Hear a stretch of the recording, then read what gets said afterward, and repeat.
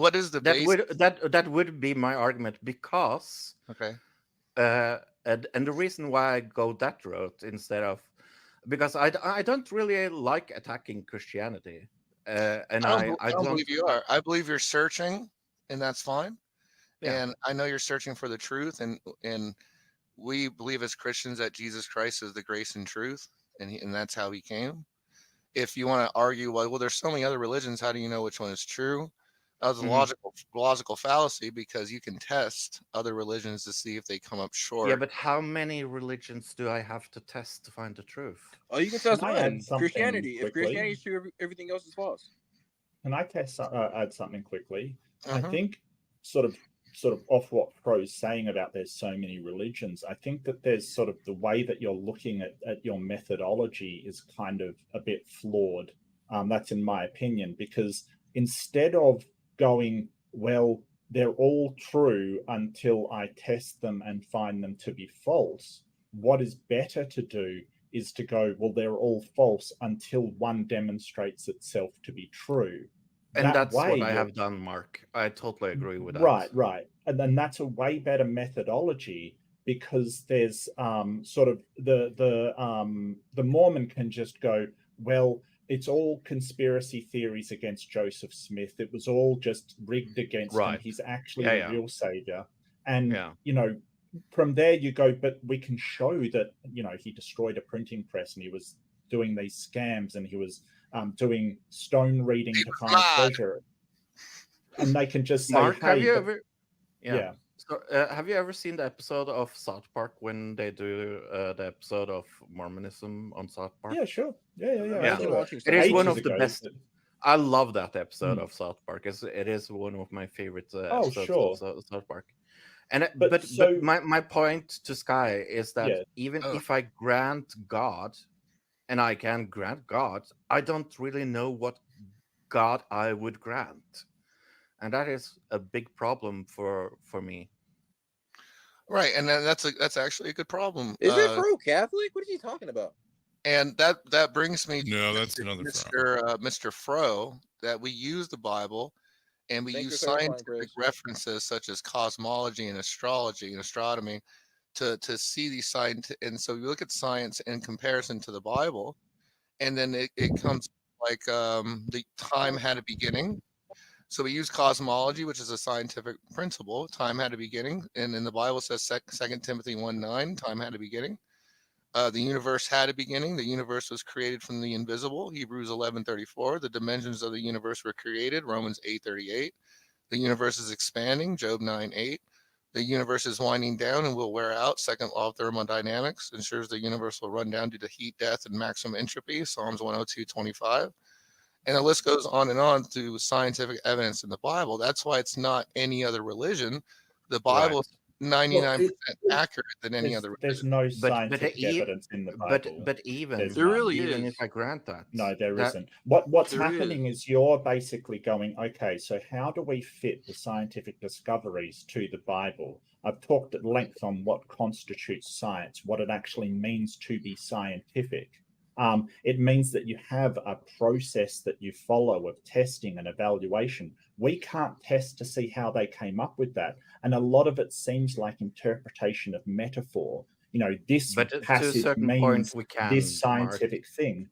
Well, I really don't think so. Plus, you're basically doing sort of discarding all of the errors in there. Like, for instance, where it says that ants don't have leaders, for instance, and ants famously have a queen.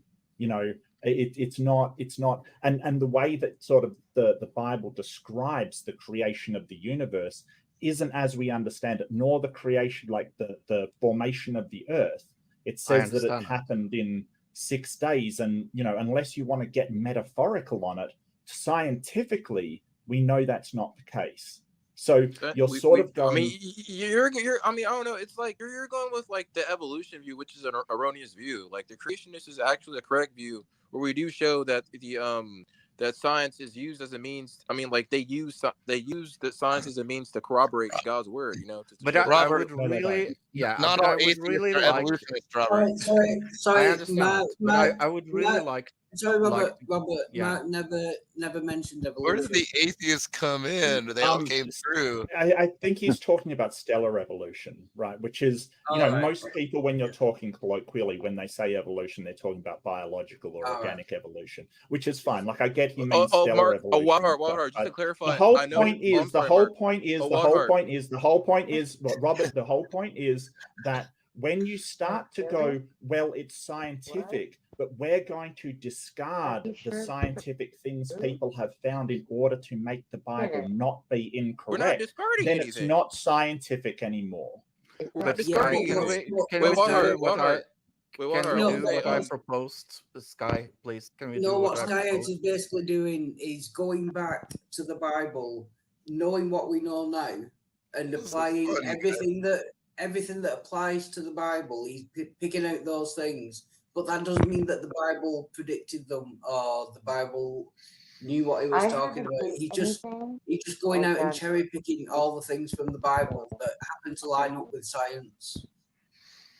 Right. We're not cherry picking. We're just showing how it supports it. But wait, Wildheart, I want to say the reason why I know that he was talking from evolution is because I've seen him support it before. I know, like the point of view he's speaking from. Also, Sky Out, you did have a point there that does line up with it. Also, Mark Reid, continue, man. What were you saying?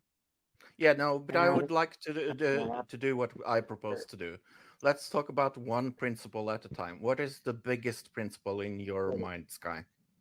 Well, if we're going to talk about science, I would start from the board. No.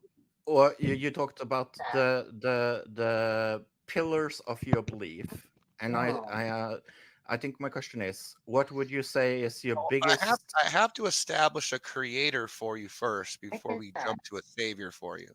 So hey, before we do all that, I'm going to bounce out and say goodnight to everybody. God bless and be safe to all my brothers and sisters in Christ.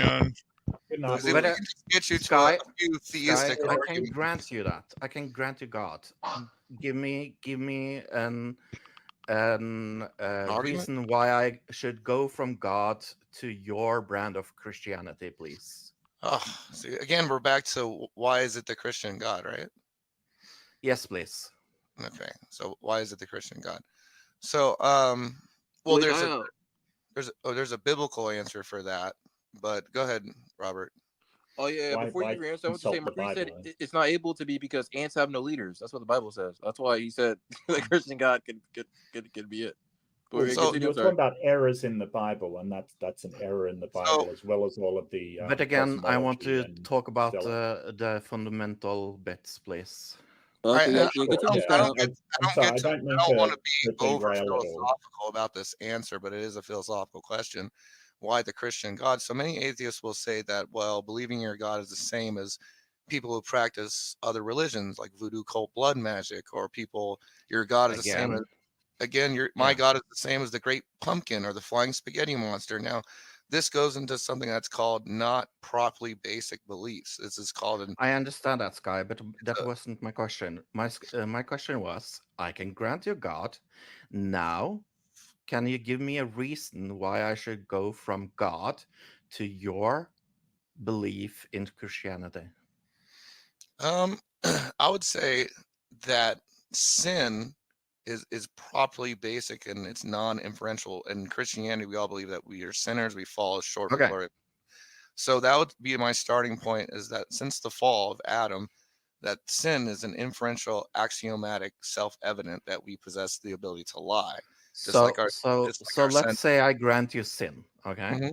Mm-hmm. And here's why I am a little bit confused. Would you agree that Mormons believe in sin? To a certain, they do, but it's inaccurate. So they do. Just a clarification. When you say sin, it sounds like you're sort of talking about morality in general, and nearly every single religion around the world has a system of morality. So why Christianity? Because the other religions in the world are what they don't fit the requirement for what is proper basicality. Okay, so what is the requirements? Can we go through those requirements, please? Something that is immediate, direct, and non-inferential. You just see it and you notice it, kind of like your senses. It's like seeing a tree. So it's granted that it's something that has what's called something that has epistemic warrant. So you don't have any epistemic warrant for your rejection of God, and the existence of your rebellion is that evidence. That's what I'm saying. And So- Mark Reid, oh, I'm sorry. No, come on. No, Mark Reid, I'm just gonna put it praise. I don't know if you know this, but Mark Reid, he's been ducking a debate for me for like many years. I don't know if he has like witness protection.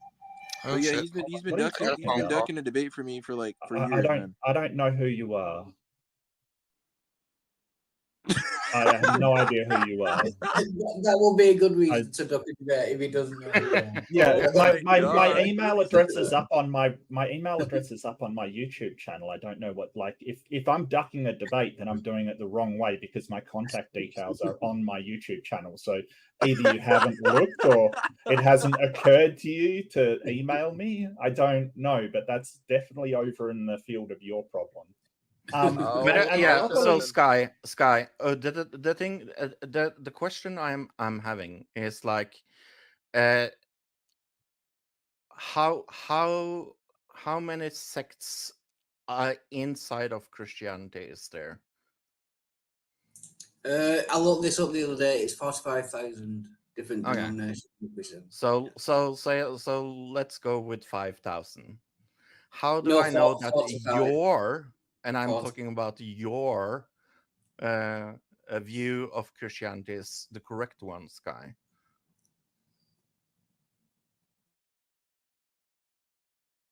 And you're muted, Sky.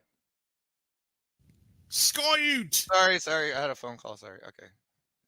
What was your question? I said there are 5,000 brands inside of Christianity. Probably more. How do I know 30,000, that 40,000? how do I know that your brand of Christianity is the true brand of Christianity?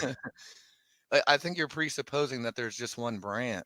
So that's the problem. You're presupposing. Is there not one truth? He granted that at the start of the sentence. He said there's like 45,000 brands of Christianity. Like, he granted that and said you have one of those brands.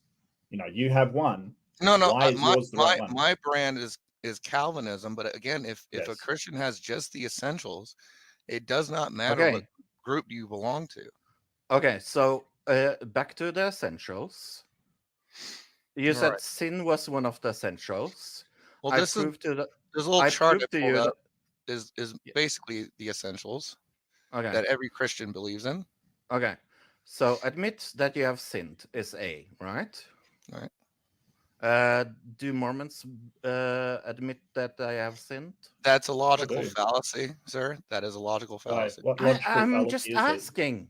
What logical fallacy is it? No. It's not enough to say it's a logical fallacy. What logical fallacy is it? Because in Christendom, when you study Christianity, we know who the false prophets are and who the cults are. And when you first study Christianity, we study Mormonism, Jehovah's Witness. That's not a logical fallacy. But would you agree? Would you agree that in your it's a wild heart fantasy?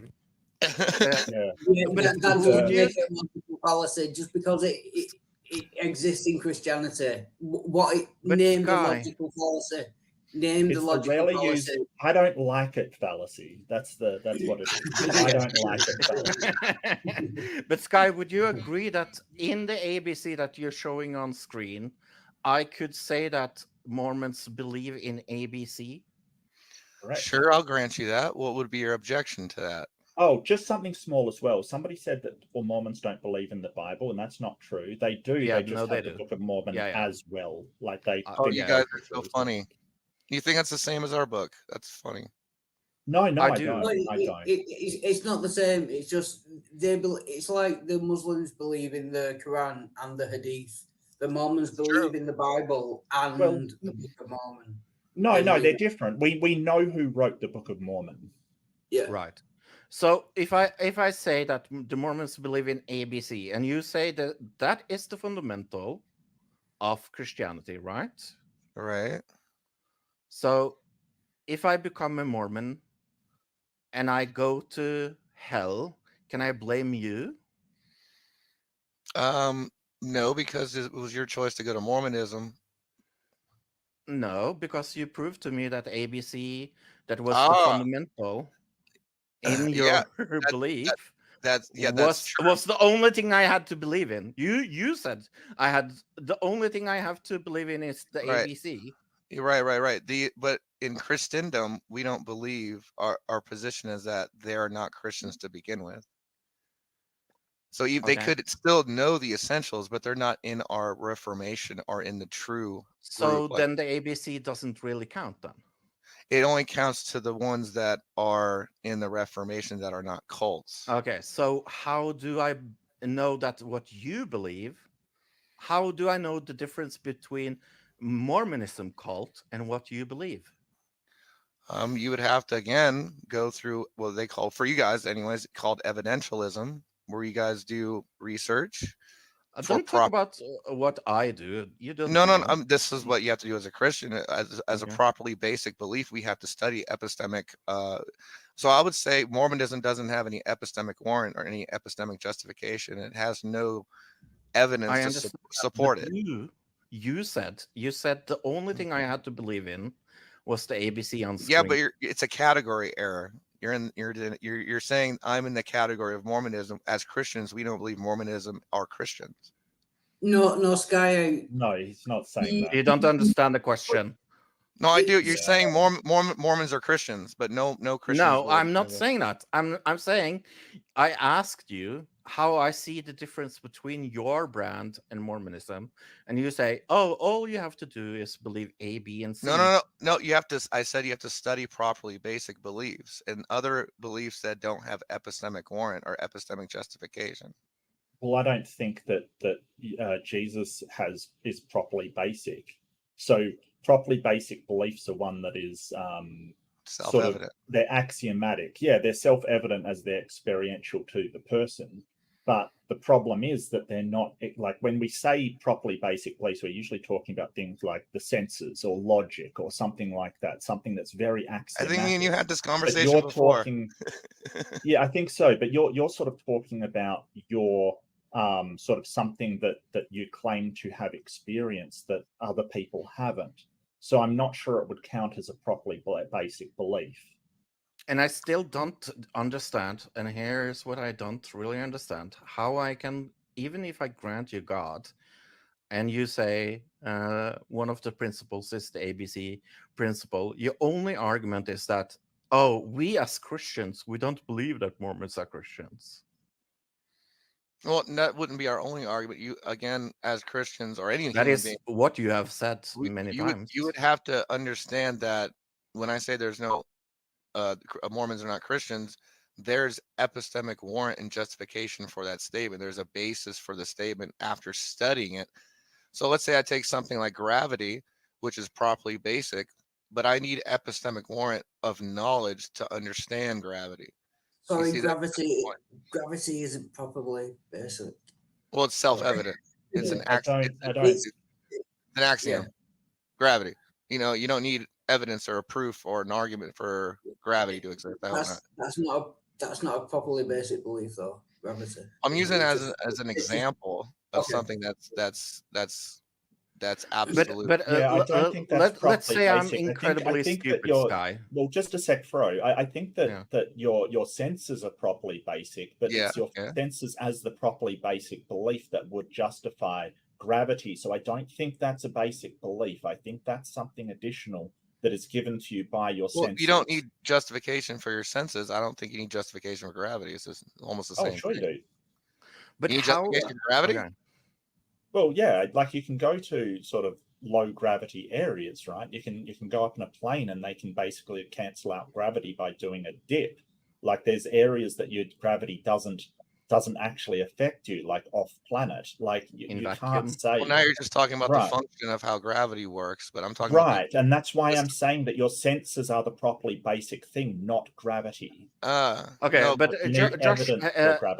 Josh here in chat brings up something that I think the point was the existence of the subject and not the knowledge of the subject. That's the two points. So let's not talk about philosophy because I don't really care about philosophy. So here's the thing. Josh brings out something that is kind of my point. It says here, you have to believe in the correct Jesus to be saved. Islam, Jehovah's Witness, Mormons all believe in a false Jesus. Buddhist. False Jesus. Right. Yeah. Okay. How do I find? How do I see the difference between a good Jesus, the correct Jesus, and a false Jesus? Well, you historically and evidentially speaking, I don't care about that. Okay, then since see, it's kind of hard to make a point when you say I don't care about philosophy. it. Because Yeah, well, like you can I discern the correct Jesus by, you know, if it corresponds perfectly with what the Bible describes Jesus as, you know. Okay, so if I look at the Bible or something like that, but Wait, would you say, Marky? I'm sorry, people were talking over you. Why are we looking at the Bible and not the Quran or the Book of Mormon or the Bhagavad Gita? Again, or they any have of the no other holy epistemic books? warrant or any Because historical. they say they do. Yeah, they say they do, but it's false when you do historical info. When you do the history of it and look at it, it's false. The problem here, Scott, is you're over here saying, hey, the Bhagavad Gita, right, the Hindu texts that sort of are older than the Bible have no epistemic warrant. And they're over there saying, hey, the Bible has no epistemic warrant. And to us, we don't have a dog in that, right? We're just going, well, you're both saying opposite things. How do you show that you are actually right over the Hindus? What I'm asking. Oh, merely because I guess I would say because like the Bible, like it can counter. I mean, like it's all from there, you know, like the Book of Mormon and the Book of Quran. It's all like based upon it. It's all based upon the Bhagavad Gita. Huh? Poor guy. The Bhagavad Gita. Robert. What's the Bhagavad what? The Bhagavad Gita. It's a Hindu text. It's the Hindu oldest God, Robert. religious text. And it was written long before Jesus the was on Bible. There's also Zoroastrianism as well. Yeah, it's older, but nobody really. There's very small Zoroastrian, but you know, Hindu in India, there's a very, very large Hindu. So Mark, your main argument: how come we don't Jesus? believe in like Osiris or Serapis or Horus? You ever heard that? Well, no. What I'm saying is you need to give. Well, I believe that you ought to give some kind of methodology to say, hey, here is how we arrived at the conclusion that. Yeah, or some evidence, that would be handy, that this is actually true, that we're saying, hey, ours is true and yours is false. They're saying yours is false and theirs is true. Some way that some person can go, okay, this is how we logically get to know which one is true and which one is not. Because at the moment, all you've sort of said, all you've sort of said is assertions, because you basically will go to the Bible. No, that's not helpful. I know. You're not gonna like. You're not. Wait, so Mark Reid. Wait, all those things talk about the Bible. I mean, all those things talk about Jesus. What things? No, that's his point. The like playing a terrible chess game with you guys. No, the Hindu text doesn't talk about Jesus, but Sky was saying that all texts come from Jesus and come from the Bible, and he's just wrong. Oh, I think Robert said that actually. No, Robert said that, I think. When did I say? No, I said the Quran is based upon the Bible. Sure. Yeah, but the Hindu texts aren't. Yeah, the Hindu stuff. I didn't even know what that was called. Mark Reid enlightened me. But I'm sure you agree, Robert, and I'm sure you agree, Sky, that you can find Christian sects that only believe in the Bible that you wouldn't say are Christians, right? Of course. Yeah. So how does it help going to the Bible? Again, that's the assumption. If that particular individual or group is using a Bible that's been evidential and historically been accurate through history, and through architecture and through antiquity, you can compare the false and the phony from the fabricated fake Bible to the real. Okay, then I have a very, very, very good question. Would you I like agree to jump that in here too? I mean, Sky Out's doing his best. He's huffing and puffing, but I think I can bring some different understandings. So if you're going to compare other worldviews, I do think the foundation of the religion itself is what we need to look at first. So Jesus is the foundation of Christianity. And yes, we have historical evidence of that. We have, I mean, even people like Bart Ehrman, who is secular, He admits that Jesus existed historically. He also admits that Jesus was crucified. The only thing he doesn't agree upon is he was resurrected. And I do think, I would challenge his philosophy on that. I think it's more of a philosophical problem rather than a historical problem. Because I've even heard Bart Ehrman say, I mean, there seems to be historical evidence there with 500 witnesses and other, et cetera and et cetera. But there wasn't 500 witnesses. Go. It says there's 500 witnesses. That is not 500. Like, you can't say, hey, we have 500 witnesses because a book says there was 500. I could write a book and say there was 1,000 witnesses to see me, I mean, the Book of jump Mormon over the has moon. that. It doesn't mean it's true. Yeah, exactly. And I want to point out that you're sort of saying, well, Bart Ehrman says that Jesus, he's not a mythicist, and not that many people are. There was probably a person or persons known as Jesus in the area at the time who was an itinerant preacher. But the crux of Christianity is that resurrection. Without that resurrection, Christianity is meaningless. So, sort of bring up Bart Ehrman, who doesn't believe that Jesus was resurrected. And there's a lot of reasons why Bart Ehrman cites that Jesus wasn't resurrected, not least of which being that, an itinerant preacher who was sort of reviled by the priests of the area would not get a tomb. You're lucky if you'd get a roadside, mass grave.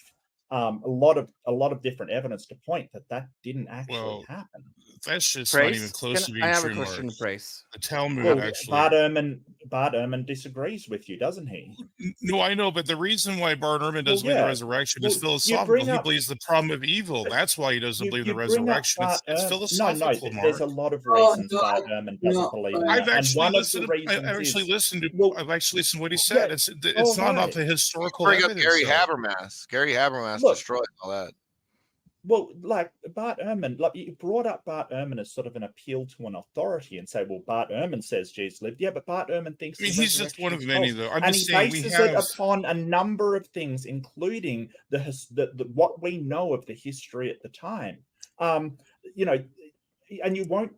I don't know why you're bringing up Bart Ehrman then, because he disagrees with you. I'm bringing it up because I'm giving a historical comparison. Do you guys believe Jesus existed at least? Even Richard Dawkins grants that. This is where I'm getting at. This is why I'm bringing it up.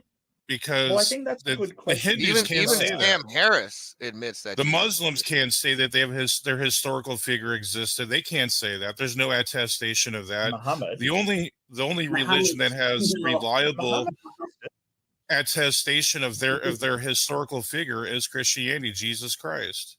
No, Muhammad definitely. Krishna doesn't exist historically. What historian would say Krishna existed? Of course not.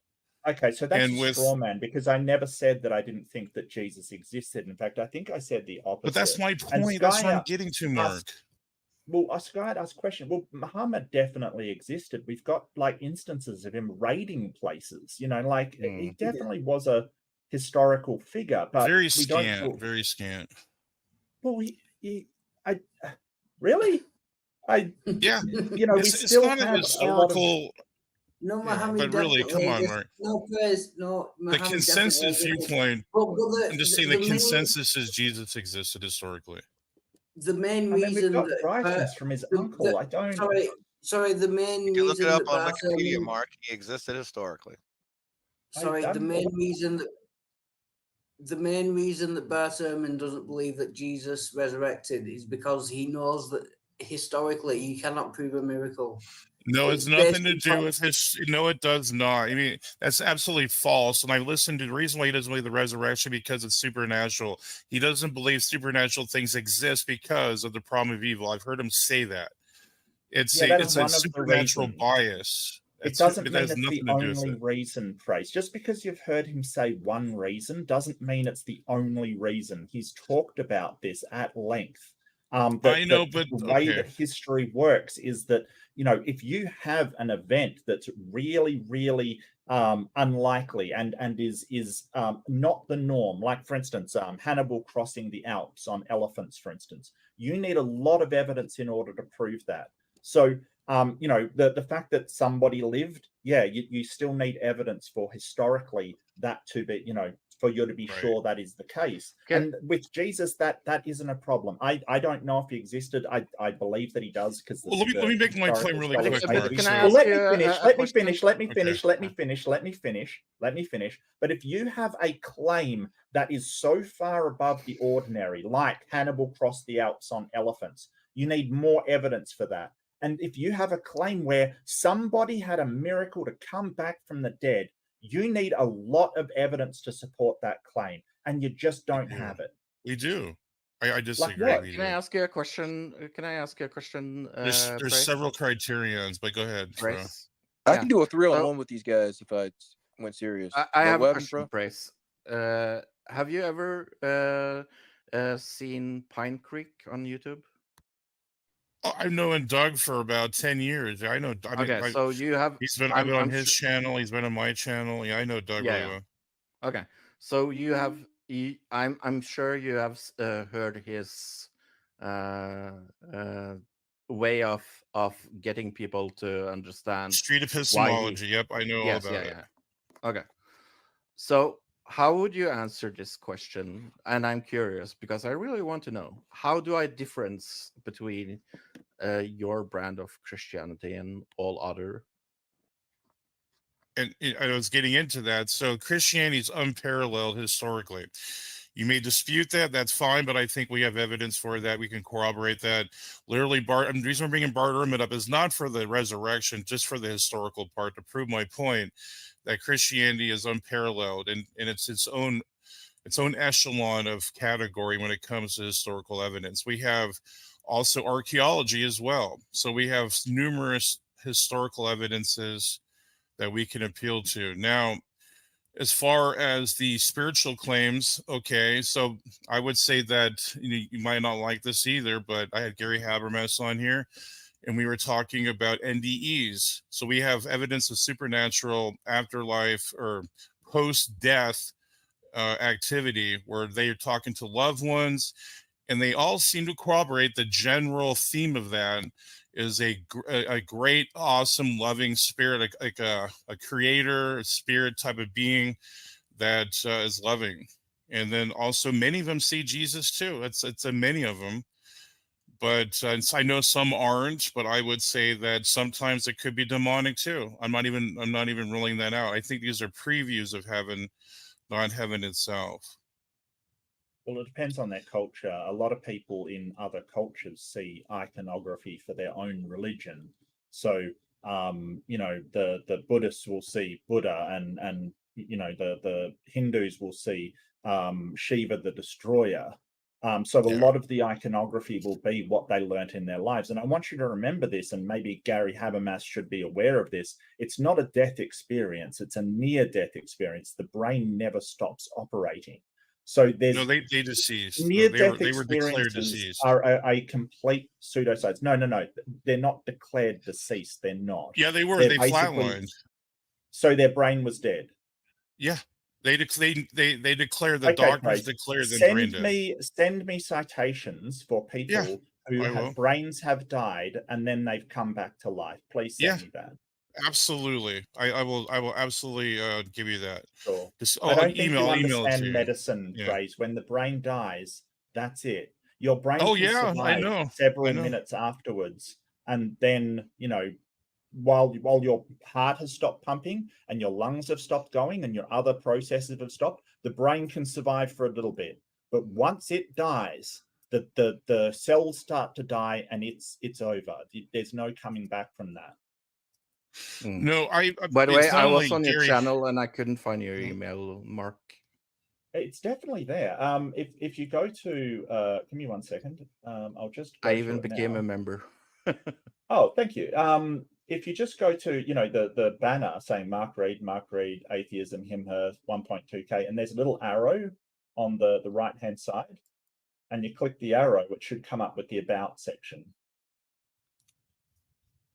Yeah. Yeah, I just want to say we have actual academics, Bruce Grayson, he's been in this field for 40 years. And yes, he said people have been brain dead. They've been declared brain dead. They flatlined for over an hour. and it's some supernatural. I mean, by definition, I think I guess this is where I'm going with the atheist. Like, what is the demarcation between natural and supernatural? And if there is no demarcation, then it's unfalsifiable in the first place. So you got to give us a criteria. Just one sec, Praise. I want to go back to that. Could you send me those citations of people who are 100% brain dead, come back from that state? Yeah. Because that doesn't happen. I not know of no medical journal, no medical examiner, nobody has said, oh, this person was brain dead and come back from that state, which is sort of several. I can't believe you haven't seen that, man. That is, to me, intriguing that you haven't seen that yet. To me, that was one of the most. If it's just someone claiming it, right, that's one thing. That's not reliable. That isn't something that I would look at. But you've said, hey, this has been documented, right? Yes. Okay, so yes.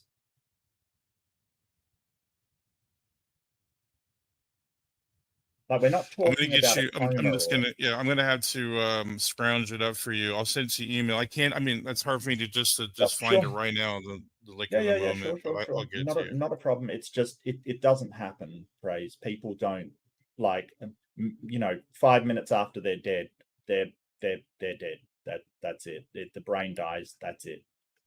Again, you're going to be shocked when I show you this. You're going to. I mean, let's just say, give you the evidence that you find. Will you rethink about? I'm just curious. Like, let's just say you find out, they were brain dead. Will that change your mind about God, or it'll just remain the same? It definitely is evidence that I would consider. I mean, if you're talking about somebody whose brain has completely died and then coming back, that isn't a near-death experience, an NDE like you were talking about. That is a death experience. That is, they have died and have let me tell you why they say that. So near death means that they nearly stayed dead. It's not because they nearly became dead. No, it's nearly staying dead. That's what it means. Yes. It's not. It's because they haven't actually reached the brain dead stage yet. So the death of the brain. So they haven't actually died. Their heart is stopped, their lungs have stopped. I'm just letting you know, man. I'm going to give you I'm just giving you the citation, but you're fine. I mean, it's fine right now. You're espousing your opinion. I'm letting you know I put a bunch of research into this in time. I'm letting you know that. But I'm just hoping, like, if I give you the citations, that you'll rethink, position on God. So I'm giving the foundation. The reason why other worldviews, other religions are, I would say, inferior to Christianity is because, number one, the foundation of their worldview doesn't hold up to snuff to Christianity. So Christianity is leading in that. They're ahead of the other religions. Can I read something out to you? A near-death experience is a profound personal experience associated with death or impending death, which research describes having similar characteristics. NDEs usually occur during reversible clinical death, right? Explanations for NDE vary from scientific to religious. Now, clinical death is the medical term for the cessation of blood circulation and breathing. And some brain too. There are some that even the brain. I'm not saying there's a whole bunch of them, but there are a few, and they have records of that. You will not find them. I challenge you to find them. I don't know what you're talking about, because NDEs are when you basically go into clinical death, which is the stopping the heart, the circulation, stopping the lungs. But it's not death. It's not sort of brain death, because you haven't actually reached that stage yet. And of course it's possible to revive somebody whose heart has stopped or lungs have stopped working. That's why we have CPR and EAR and all of those techniques at which to revive somebody. Yeah. No, I understand your point. That is the majority. You're talking about the majority NDEs. I agree, but there are a few where brain death has happened. I'm going to show you that. So also, Mark Reid. Go ahead, Robert. Oh no, I was just going to say, is he knowledgeable that agree that historical documents as evidence? Historical documents are evidence. I mean, sure, yeah. I don't see why. I just don't think that historical documents are very strong evidence. Generally, and historians understand this, that history is generally written by the winners. It's written by the people who succeeded, kind of thing. So, you know, there's a few cases where we have thought something has happened in history, but as it turned out, it was sort of written by the winners who actually who won the battles, that write the story of it. You know, I mean, I understand that critique. Gotcha. Thank you. I'm glad to. But I just will I'm glad to hear that you agree, say, yeah, I just retort and say, yeah. I mean, but it's the magnitude of archaeological evidence for Christianity is amazing. It's unparalleled, and you can even say, well, maybe even just the the Jew God, the Jew faith, like Judaism. You can say that too. I mean, it's the Old Testament and New Testament, but also say the messianic evidence for Jesus is pretty great too, because we have hostile sources confirming he existed. We have Jewish Talmud, the Jews, especially the Ashkenazis and some of the other Jews out there with the Talmud. They despise any messianic figure that would come before the end of time. So they reject. Yeah, but we're not talking whether he actually existed. Like I said, I'm not a mythicist, so you're sort of straw manning my position there. The Jews don't believe he was the Messiah or resurrected from the dead. Exactly. So I mean, these are hostile accounts. Yeah, but they were there at the time. So you're trying to say, hey, these hostile accounts say that he existed, but that's not in contention. Well, no, more than that, though, so, Mark. This says he also performed miracles. Did you know the Talmud mentions he did miracles as well? Yeah, I don't, you know, I don't really take a great stock in the Talmud, to be honest with you. I really don't. Well, I know. I mean, I'm just saying it's not just the Bible saying, as this is the point I'm trying to make, is this not the Bible proving. We as Christians are not saying because the Bible says something, therefore it's true. No, we're saying we have other external accounts as well that also corroborate the Bible. Well, and it doesn't say, the Talmud doesn't say that he did miracles. It said he was a sorcerer. Yeah, well, that's what it means, because he was doing miracles. That's what they call him, a sorcerer. It means magic. Yes, so his miracles were called magic by the Jews. Yeah. Well, that means he was doing something. I mean, it wasn't. He just wasn't just some Joe Blow walking around and saying, "Hey, this is Jesus from Mexico" or something. He carried. There was some phenomenon that was following Jesus. There was a supernatural phenomenon. What that is? Well, we have also Greek or Roman accounts too, and I think there's some good evidence of that. So, what Roman accounts? Tacitus, we have I forget all their names. Tacitus didn't say that Jesus was anything. He said that there were a bunch of people that believed in Jesus Christ. He didn't say that Jesus Christ exists. He said there was a bunch of Christians that believed in Jesus Christ, who followed this guy. Who followed the Christus. I called him Christus, but yeah. Do you understand that when you say, "Hey, there's records of him"? Hang on, Robert. Do you notice when you say there's records of him, and then you say, "Hey, this guy noted that there's Christians"? That is not records of any Jesus doing anything miraculous in any way, shape, or form. It's basically, that's just not true. Let me tell you why. So you ever heard of Josephus? Yeah, of course. I mean, some of his writings were a bit changed by the church in the early years, I believe. That's pretty well known. So he does have to be taken with a bit of suspicion, but most of his writings are pretty good. Yes. Yeah.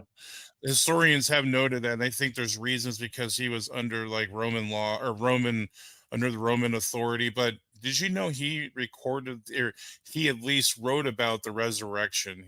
He did attest to that. So there's one account right there. Josephus. Yeah.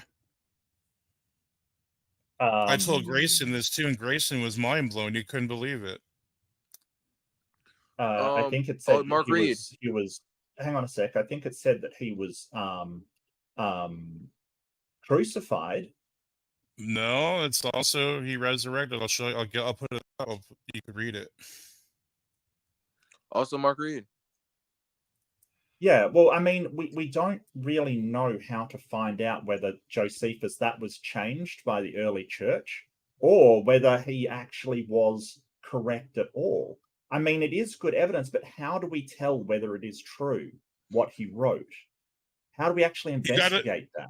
Yeah, so only the Josephus historians would know, the ones that are specialists about how his nature and how he wrote and stuff. So I can't really answer that, except I'm gonna have to look into more of the Josephus experts and if they consider that valid.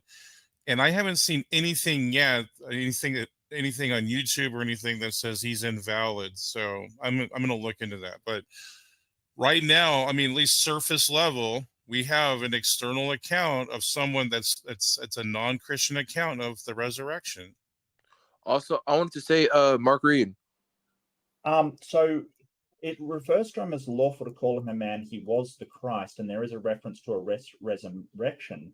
When you remove those, the passage flows smoothly within the context.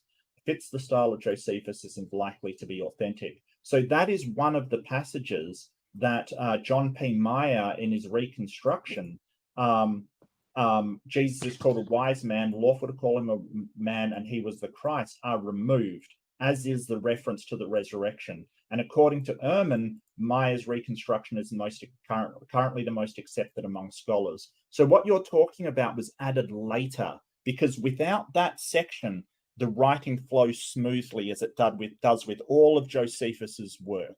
With that in, it basically breaks it up. It's a horrible contrivance that has been put in there. And you can tell that from the writing. And the scholars agree that should not be in there. It was added later. This is why we have a problem with Josephus. And, who you mentioned, Bart Ehrman, is basically, right in the corner of James P. Meyer, who basically says, yeah, that does not fit the passage, nor does it fit the style of Josephus's writing. Well, I mean, I'd like to look into that because I need to do more research on this, so I can't say nay or yay on that yet. But there is at least something out there. So it's contended that it wasn't legitimate, but let's just say, like, I'm betting that there are opposing views to what you just said. So I'm just going to put that out there. Yeah, the scholars don't agree with you. The scholarly consensus on Josephus say that's now there was other things like Josephus met the brother of Jesus. I believe that is considered to be widely accepted as Josephus's work. It's not like he doesn't mention Jesus at all. He says that he met the brother of Jesus. Whether that was a brother by blood or another Christian, we don't know. But he definitely wrote that. Well, I'm going to take your word for it right now, but I'm going to look into it and maybe, push back. If I look into it and find other evidence, I might push back. But here's another thing to think about too, Mark, is if it was something that the Romans, they did mention his crucifixion. So we know that. Into the chat the citation for that. I don't want to leave you with nothing. Yeah. There's the citation. Sorry, my bad. Sorry, go ahead. Yeah, so here's another point too that maybe I wanted Freud to think about. So the Romans did record things about Jesus. I mean, Tacitus, you're right, they didn't mention a lot about him, but they did mention things about him. But there's also other Roman historians that mention the earthquake when the crucifixion happened. There's something supernatural that happened. It became dark out of nowhere. But the point is, if they're going to mention details. Well, let's talk about what else happened. The hundreds of saints that rose out of their grave and walked around the town, even though the Romans didn't notice this in any way or record it in any way. Well, I think it was a specific vision only to believers, though. So I think it's how you interpret that passage. I don't think it was meant for everyone to see.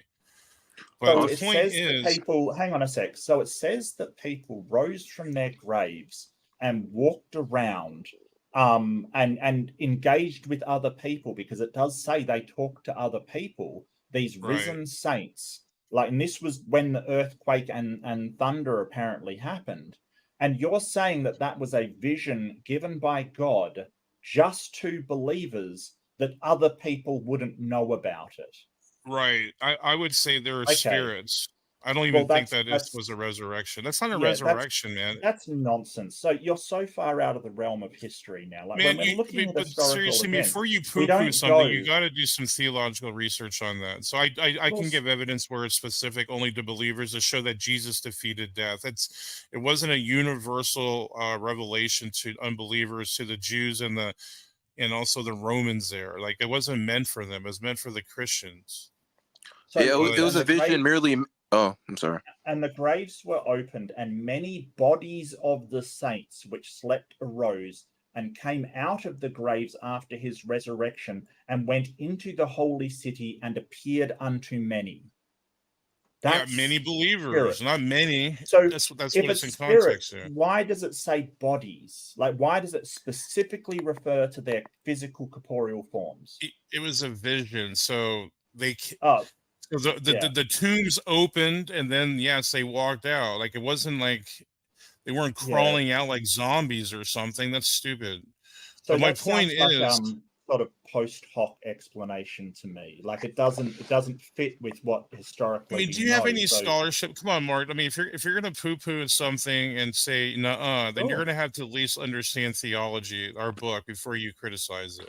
Also, but Mark, people don't take that as spirits because it specifically refers to the corporal bodies of the saints. They didn't come back to life. Where did they go after that? So it was only preliminary. They didn't stay in town and get married and have more kids. Like, these were spirits. Yeah, it wasn't a resurrection.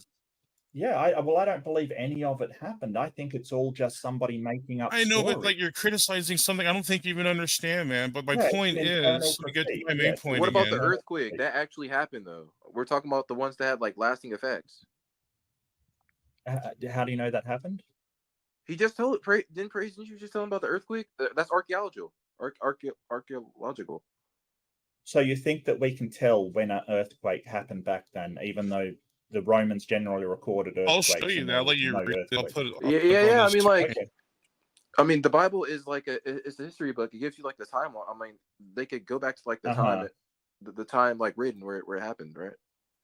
Yeah, actually, and unless the history seems a bit weird, and then it's a spiritual vision. This is sort of the post hoc explanations that you can give when you sort of say, hey, but none of this was observed. We don't have records of this thing happening. You can just say, oh, well, it was a vision. And that's it. It's just an excuse. It's common sense. Instead of looking at the evidence and basically finding where that evidence leads, what you're doing is you're reading the Bible and then trying to fit the evidence to the Bible. No, Mark. We're not. We're not actually wrong because we understand context. Why would I fit the evidence to the Bible? I don't. If they resurrected, they still would have been there. You're trying to inject your own interpretation of the text. Like, see, this comes down to interpretation, Mark. No, sorry, I'm doing a face reading. I'm doing a face reading. No, but that doesn't. Sorry, the Mormons say the same thing. Does that mean they're right because they have a face reading? It doesn't work. You got to have it.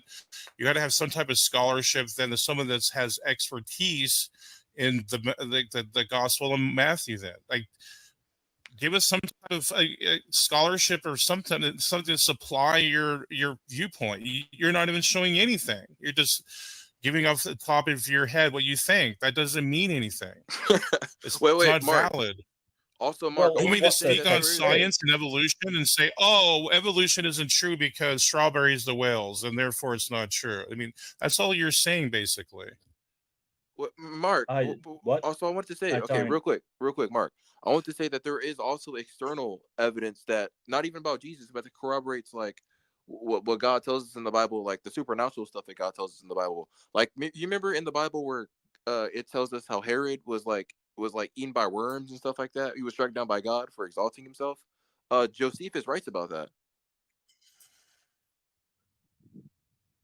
Did you hear me? Herod? Yeah, you remember, Praise, you know what I'm talking about in the Bible, which it says about Herod was struck down?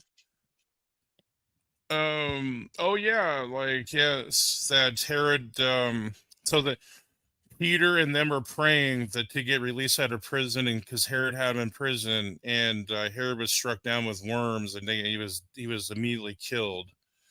But, Josephus writes about that. It's a historian that writes about that. Oh wow, I didn't even know that. Wow. Yeah, I learned that in college. I learned that in New Testament survey. So there's a study here that matches the crucifixion earthquake mentioned in the Gospel, 33 AD. This isn't like baptistjournal.com, or this is like dailymail.com. Okay. I don't think that's a biased source. And I got more for you, Mark. There's more where that came from.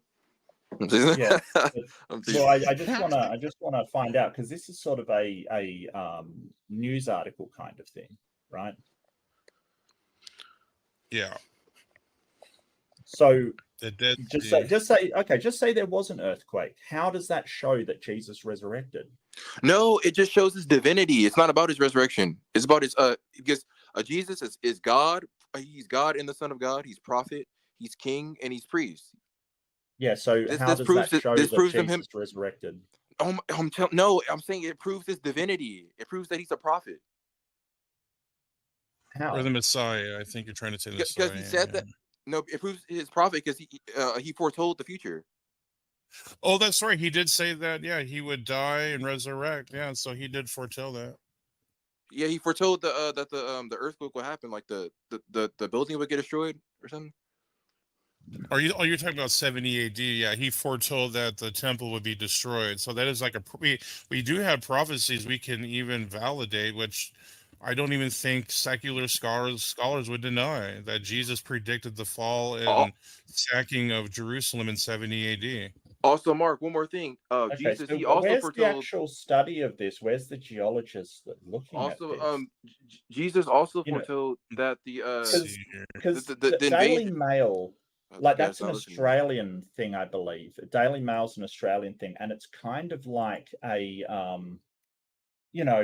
it has a lot of Bigfoot stole my husband kind of stuff on it as well. So where is the actual where's the actual study on this? I mean, surely it has citations, right? Yeah. I've looked at it. I've looked at it before, like a while ago. And the stuff I'm telling you, I learned in class. So it's like what class? Was it geology class? New Testament survey. What would it be? Yeah, it's about the Bible, dude. New Testament surveying. Yeah, it's about the Bible. Yeah. What the hell is New Testament surveying? New Testament survey. That's what the class is called. Okay. Where did you do this class? I'm in the class right now. I'm taking the final on Thursday. You're taking the final on Thursday, yes. Okay. And so what university and school is that in? Oh, it's in my profile pic, Cal Baptist University. Okay, part of a theology course? Yeah. Yeah. All right, here's the source. I'll put it up. Yeah, I found it. He said, Mark was like, what is a New Testament surveying? I have never heard of New Testament surveying before. What, do you actually do actual survey? What, like with the Madalite or something like that? I mean, doesn't the word survey means like to investigate or look at something? So it's by to analyze earthquake activity in the region, geologist Jefferson Williams of Supersonic Geophysical and colleagues Marcus Schwab, Ackenbauer of the German Research Center for Geoscience studied 3 cores from the beach of Getty Spa adjacent to the Dead Sea. So there's your research. Okay. Also, yeah, I go to a private university, Mark. You went to a public school, so I don't really want to hear it, man. What do you mean? You went to a public school, didn't you? Yeah, and then I went to a private university. What are okay, never mind. Yeah, gotcha. I mean, you still went to a public, so I'm still kind of better than you, but it's fine. I'm just teasing, Mark. You're homeschooled, maybe? Is that your homeschooled? Wait, what's my homeschool? What, were you homeschooled or something? Is that why you're claiming? Oh no, no, definitely not. No, I currently go to a private. It's a private university, so Cal Baptist University. So. Yeah. So I'll put that in the private. I'm gonna look into this. Oh yeah, I've got the article now. I'm just looking through it. Sweet. I'm gonna put this in my notes. Yeah. So in the conclusions, it said, however, as mentioned earlier, over half the counted varves between. Do you know what a varve is? Come on, you do surveying. You do new thing. You know what a varve is, don't you? I've heard it. Come on, yeah, Robert. I mean, You know what a SFT varve and is, all right? A varve? It's basically a varve. Yeah. If you do New Testament surveying, you'll know what a varve is. Come on, show that education, that superior education. What's a varve? I mean, you don't know. All right, no. I'll explain. Is it a cold stab or something? I don't know. No. It's basically Professor didn't teach us this word. It's sediment laid out by annual flooding, basically, and it lays down in these layers, usually twice a year for annual varves, so we can actually see the dates of things. There's a lake in Japan that's incredible because it's got like all of these varves, and we can see them being formed year per year. It's actually incredible. So Lake, Suagawa or something like that. I don't remember the name of it. It's really cool. And the Green River Formation has like annual varves that go back a long time. It's really, really cool. Over half the counted varves between 31 BC and 31 AD were characterized being discontinuous and ambiguous. The 31 AD date is an estimate, the accuracy of which needs to be determined. Whoops. Yeah. Well, I mean, and so then they did they did a statistical approach and said, hey, rounding up, this means for any given earthquake, possible accuracy of at least plus or 5 years. This places the postulated 31 AD earthquake between 26 AD window, 31 plus or minus 5 years when Pontius Pilate was procreator of Judea, and the earthquake of the crucifixion is historically constrained. In addition to the statistical approach, one can also use a geomechanical approach to assess the likelihood that the earthquake dated at 31 AD was caused by another historically reported earthquake. Several other historical earthquakes occurred in the vicinity of the age range of plus or minus 20 years, 11 to 51 AD, and it lists a whole bunch of earthquakes that it could have been. So this is a case where the geologists have made a study and a news outlet's gotten hold of it and sensationalized it. They've said, hey, this is definitely, no, that's not what the geologists are saying. And maybe it was, that's the thing. But how do we actually find out if it was exactly? Because it's not just enough to have an earthquake in AD 31, right? Which they sort of say, hey, it probably wasn't an earthquake in 31. You're saying that earthquake occurred at the exact time that Jesus rose from the dead. So how do we know that? I mean, that's an entire year. Well, I don't know if it's like exactly when he rose from the dead, but it did happen at a time where he said it was going to happen, you know? Well, I mean, it's what's in that framework. I mean, that's pretty good. We're talking about thousands of years here. I mean, that's pretty impressive. Earthquakes happen all the time. Like, they happen all the time. Like, what are you talking about? Like, just because an earthquake happened in 31 AD doesn't mean in that same place. Earthquakes don't happen all the time in that place. Not at that specific area. Well, I mean, they're sort of talking in the 20 years. There was multiple earthquakes that occurred in that time frame, and they were recorded by the Romans as well. Yeah. I mean, it's not like California where it's like thousands of earthquakes a year or something, even though they're minor ones. No, I mean, that's on a major fault line kind of thing. But I mean, they've recorded at least 4 between 11 and 51 AD that could be this earthquake that were recorded by the Romans. 19 AD, port city of Sidon. 37 AD, epicenter close to Antioch in Syria. 47 AD, another one in Antioch, Syria. And 48 AD, reported by rupture along the Avara fault south of the Dead Sea. So, we're talking about like there are earthquakes happening.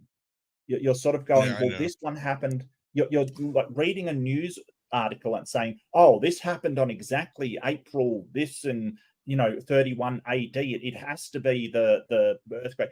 No, that's not what the geologists are saying when you actually investigate the paper. Wait, praise. Yeah, I think we have to go back to the scriptures because I'm trying to think like when exactly did Jesus say this, and when did it happen? Like, when did it happen? Because I think just to make certain, I think we need to go back to the scriptures and see like what event are we talking about? I mean, we have good reason to believe it was. I'm not saying with 100% accuracy, ironclad proof that no. We're just saying we have good reason to believe it is. And then the Roman accounts with Jesus and talking about the getting dark in the middle of the day. I mean, the Romans were actually recorded this, so we have good reason to believe it is. What they recorded a supernatural event. I'm sorry, say that again, Mark. They recorded an eclipse or something. Yeah, it's who was it? Because I'm some of these Greek names, they get all like they're confusing. I think Cheryl said it. Was it Justin Martyr? No, it wasn't Justin. Let me find it really quick. All right. Praise. I found out what I was talking about.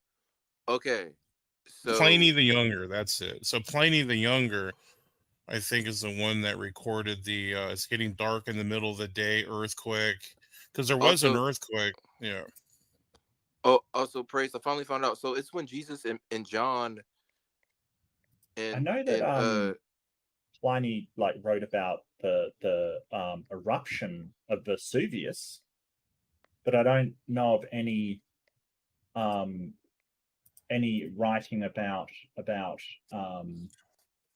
Pliny the Younger about an eclipse on. I mean, when did Pliny live? You're talking about Pliny the Younger, right? Yeah. So Jesus said, yeah. I mean, he was born in AD 61. How would he possibly have known what happened in that time? Well, we're not even saying he didn't. He's just giving Roman accounts. I think it was already in their records. I think he's a historian. I think he's just mentioning it. I don't think he actually says he's seen it. I don't think that. Also, Mark. So could you what I was saying was link me to that? I don't believe that. Could you link me to it? Yeah. Also, Mark. So what I was saying was in John chapter 2, verse 19 through 21, Jesus answered and said unto them, "Destroy this temple, and in 3 days I'll raise it up." That's what I'm talking about. So what happened was a book says a thing. Yep. Okay. So okay. Hold on. I'm trying to get to my point, man.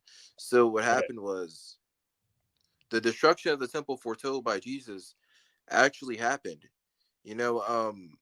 Over the last 2,000 years. Huh? The second temple or the first temple? The first temple or the second temple? I think this is the first one, right? Well, the first temple was destroyed when the Babylonians came and exiled the Israelites from Jerusalem, and they were exiled to Babylon. And then this is the second temple. I'm not even sure. Well, that's in AD 70. So I don't. That was after Jesus's death. No, yeah.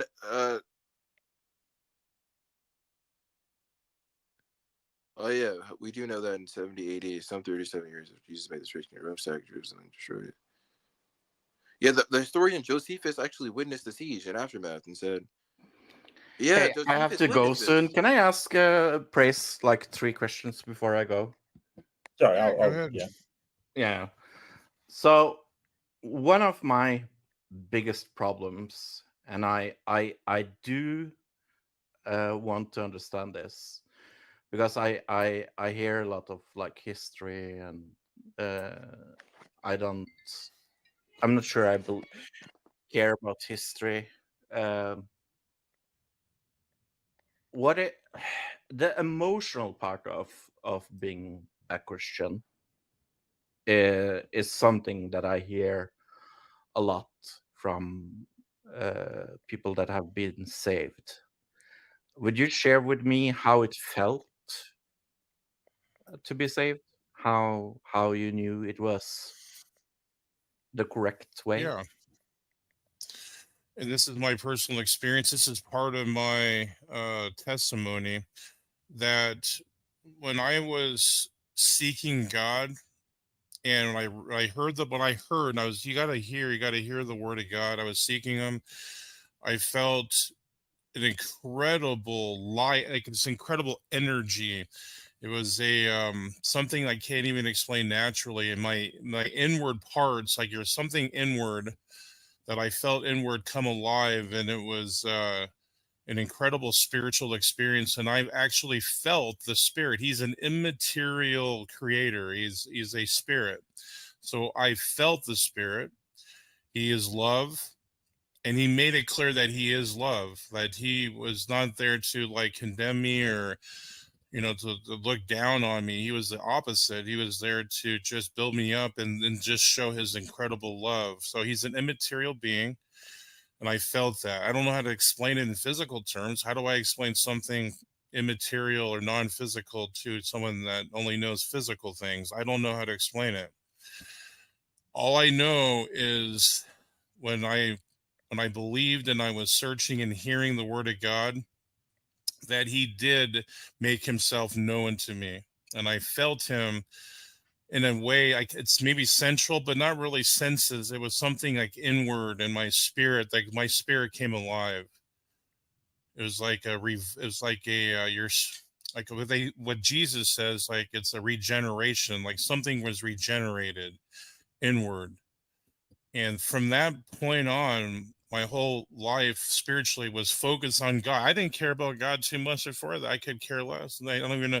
Then my whole life changed, and everything became about God and in the Bible and him. And I sometimes I do feel him in my life. So that was my testimony when I first became a believer, is when I was seeking him, and he revealed himself to me in a spiritual way. So that's my testimony. Thank you for sharing that. Yeah. Do you mind if I ask some more? Sure. Yeah, go ahead. So, would you say that is, and because I feel like I'm a very I feel like one of the things that's holding me from believing in God and Jesus is that I am a little too logical. I don't know if that makes any sense, but it rational. Yeah, rational.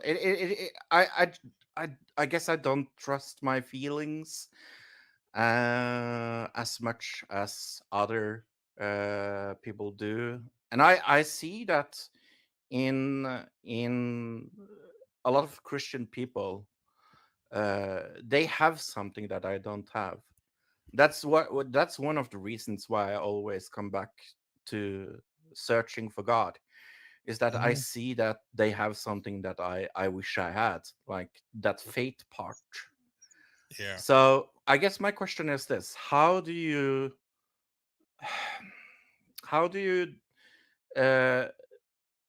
get I'm kind of asking a weird question, but how do you get logic out of your head and God into your heart? You don't have to get the scriptures. So I think that, and this might be a tough. In this world, it can be tough because getting understanding of the scriptures, it reveals who God is, and once you know who God is, everything starts to click. Your whole life changes. He reveals himself to you.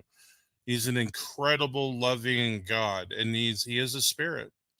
So you'll feel that in your life, and then your whole life changes. You have a different outlook of life.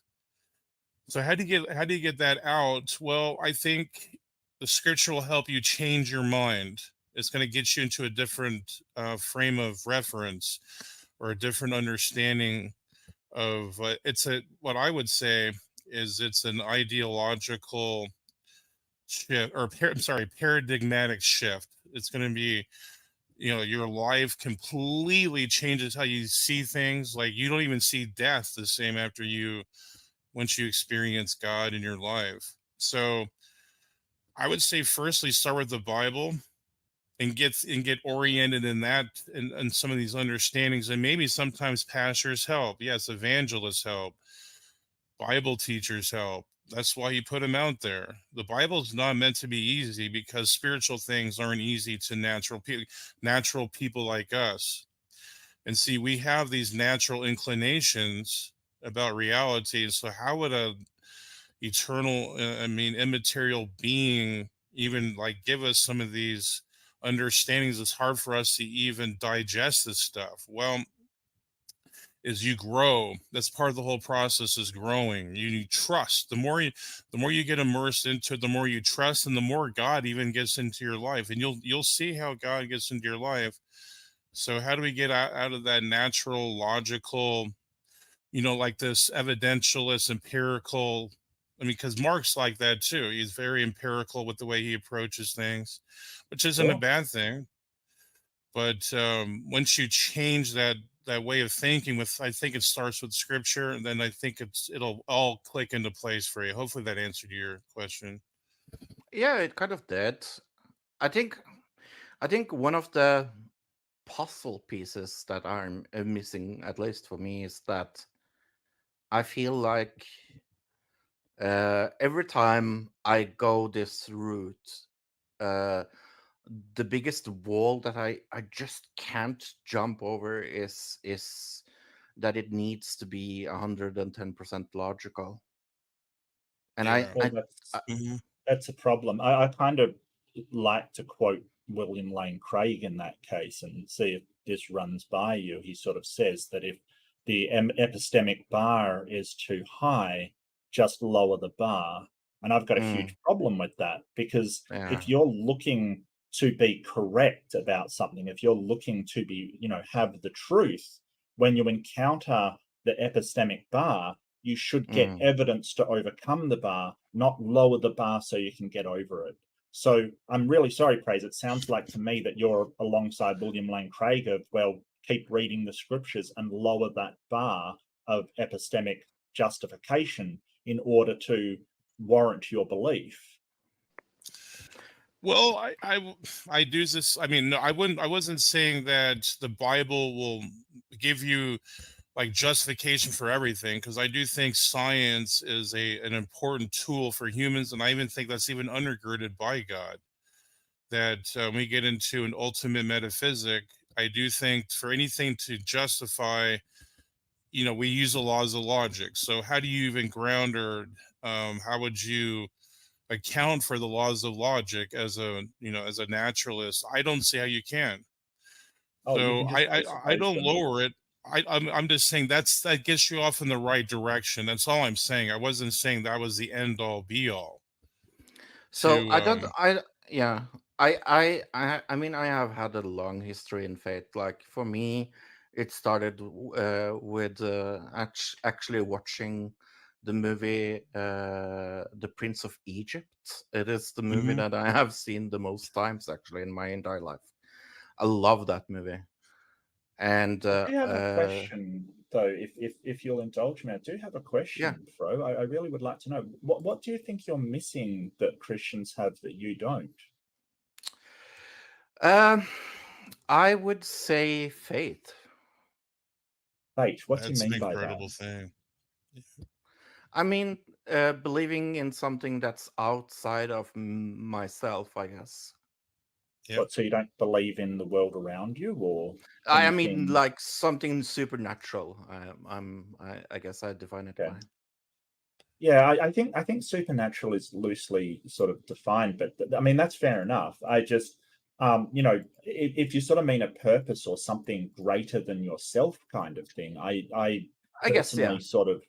Yeah, well, I mean, I put my belief in humanity and humanism, like the wanting humans to overcome and get off the planet and colonize and make ourselves the greatest civilization. That's what I place my beliefs in. So, but you see that doesn't work, right? Why? Well, I don't know if you've seen around you. There are 1,000 wars. People are dying of famine. Yeah, I do see that. Like people are like. I think I have said Yeah, many but times. there's less wars than there. Well, Fro, just let me address that, because you sort of brought it up. There are less wars than there used to be, right? Sure, but Right. I think my argument is this.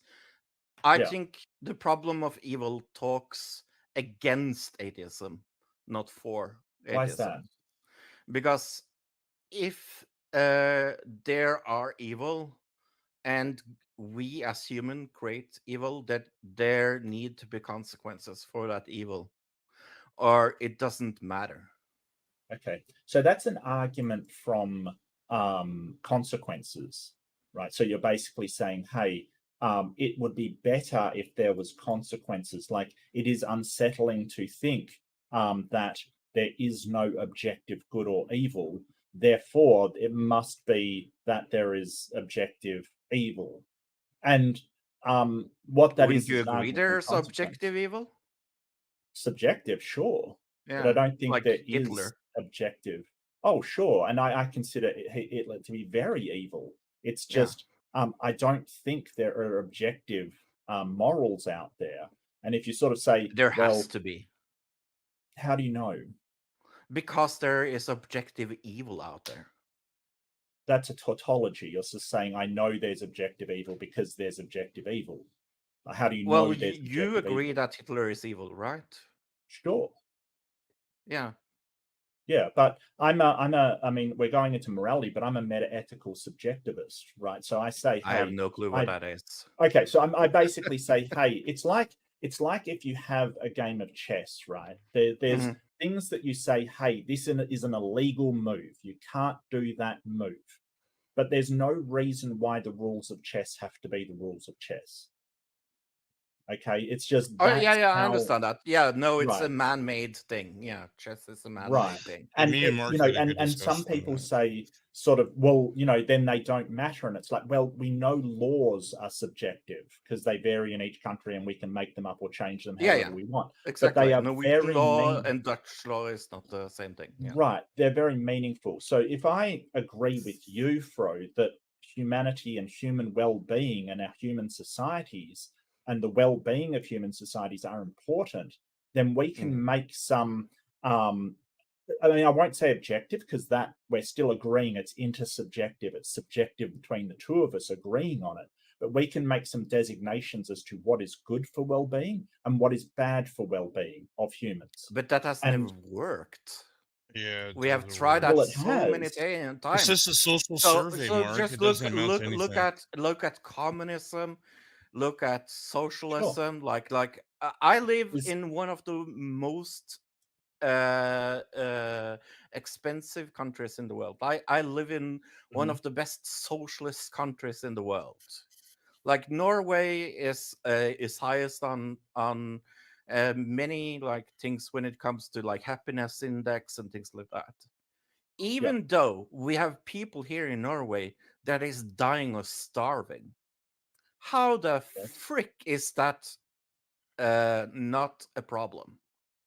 I didn't say it wasn't a problem. Do you agree that people dying of starvation is bad for human well-being? Yes. Yeah, then we agree on that, right? So we can agree. We need a solution. We need a solution that's not human. I get you, but that's not what morality is for. Morality is there to say what we ought to do and ought not to do, right? It's not. Yeah, but what guides us in that, Mark?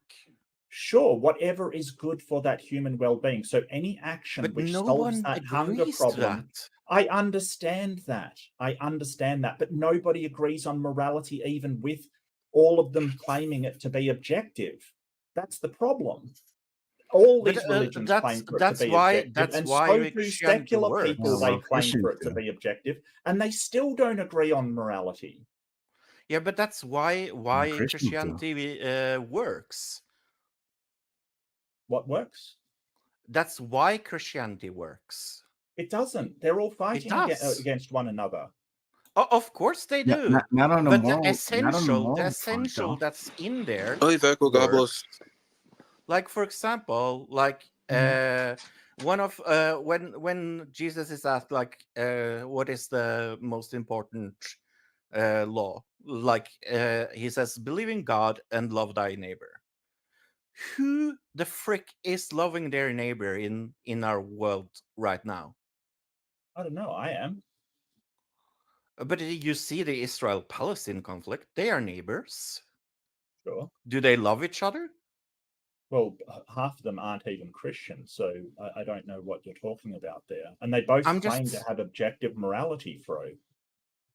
Yeah, I see that. But if you follow the law of pure Christianity, and I'm talking pure Christianity here, not the made-up BS a lot of people believe in, you can find everything is very good in Christianity.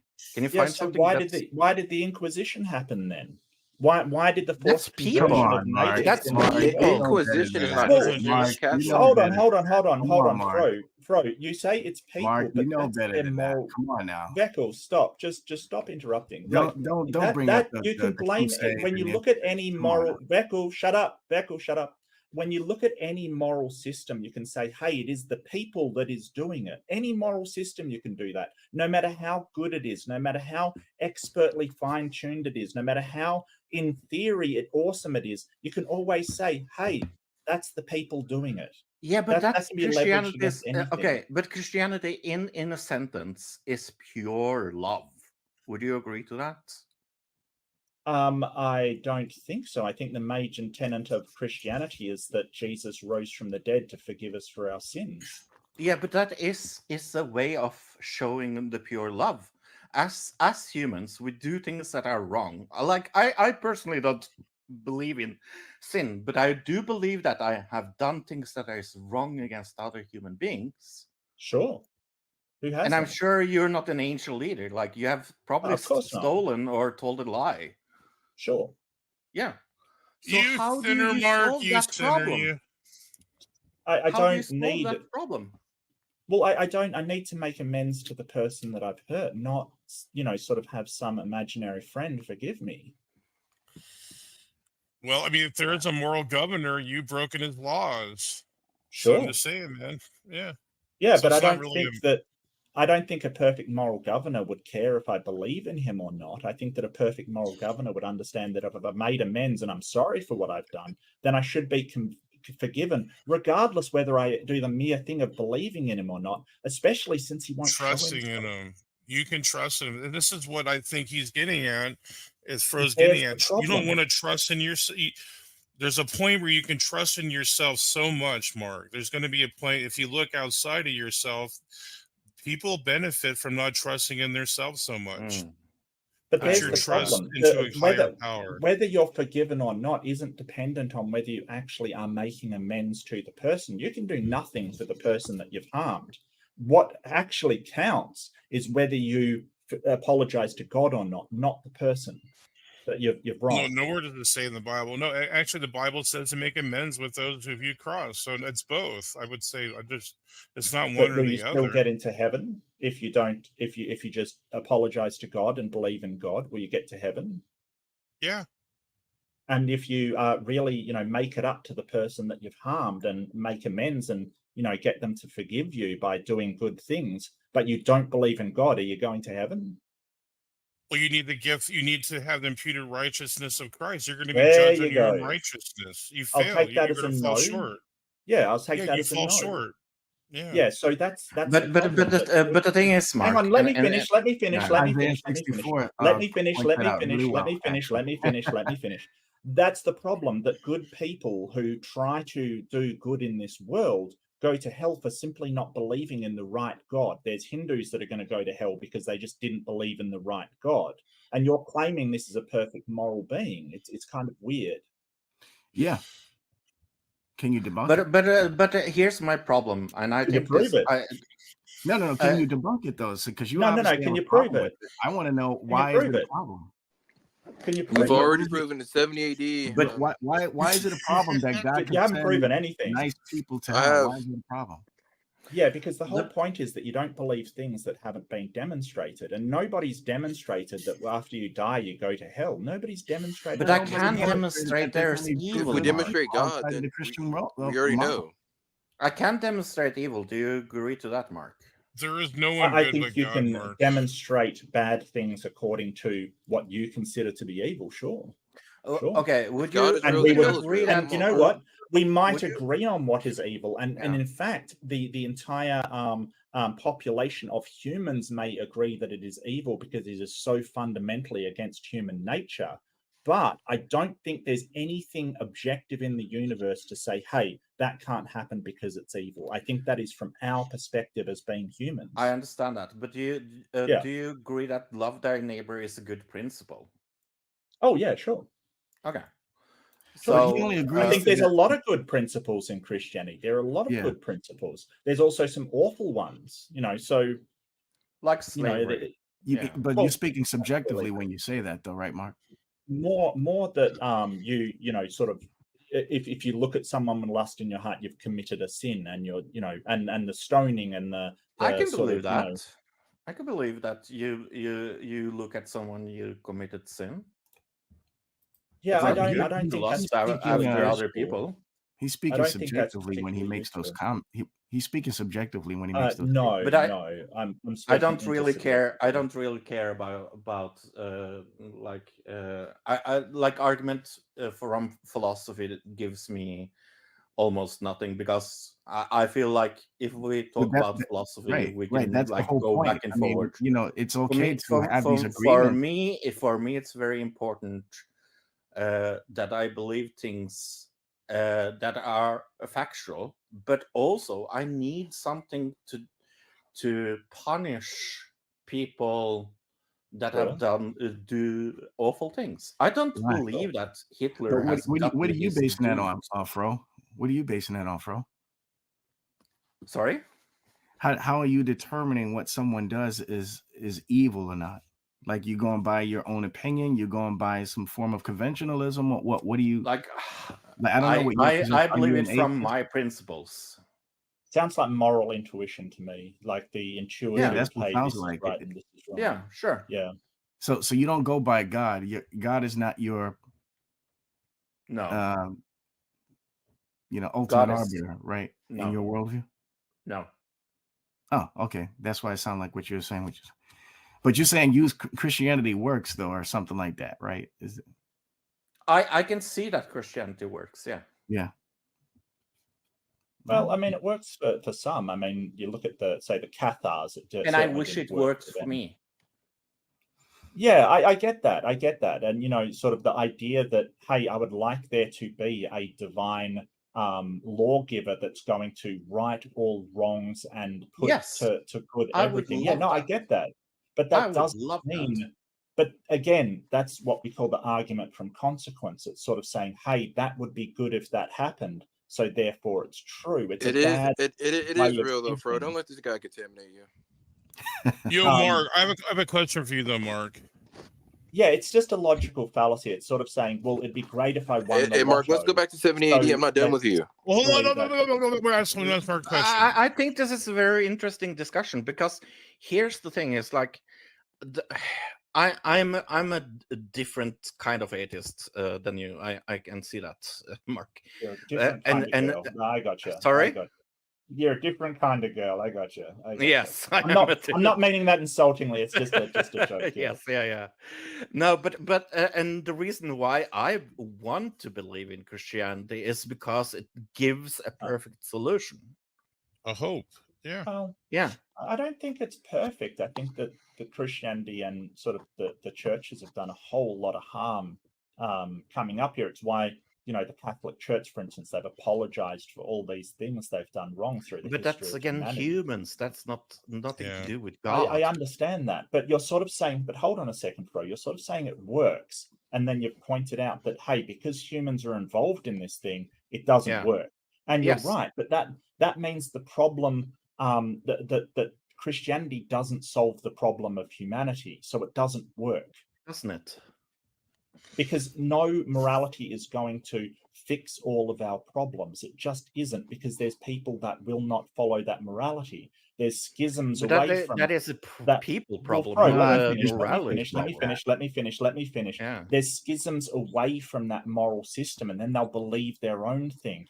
The problem that you're pointing out is true of all societies and all humans.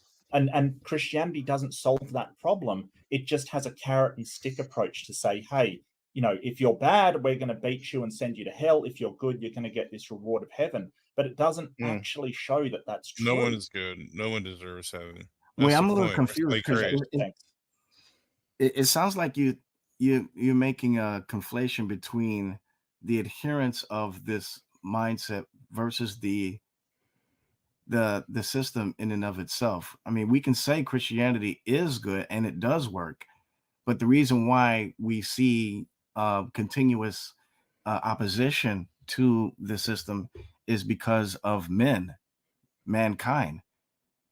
So just because people are not following it, that doesn't mean that the thing in and of itself doesn't work inherently. And that's kind of my issue as well. It's like let's look at something like okay, when I was much younger, I was a communist. Like I can see that the Communist Manifesto works very beautiful on paper. Like yeah. But it will never work because humans always comes in the way. Yeah. Corrupt, so yes. and you can kind of like switch that out with God.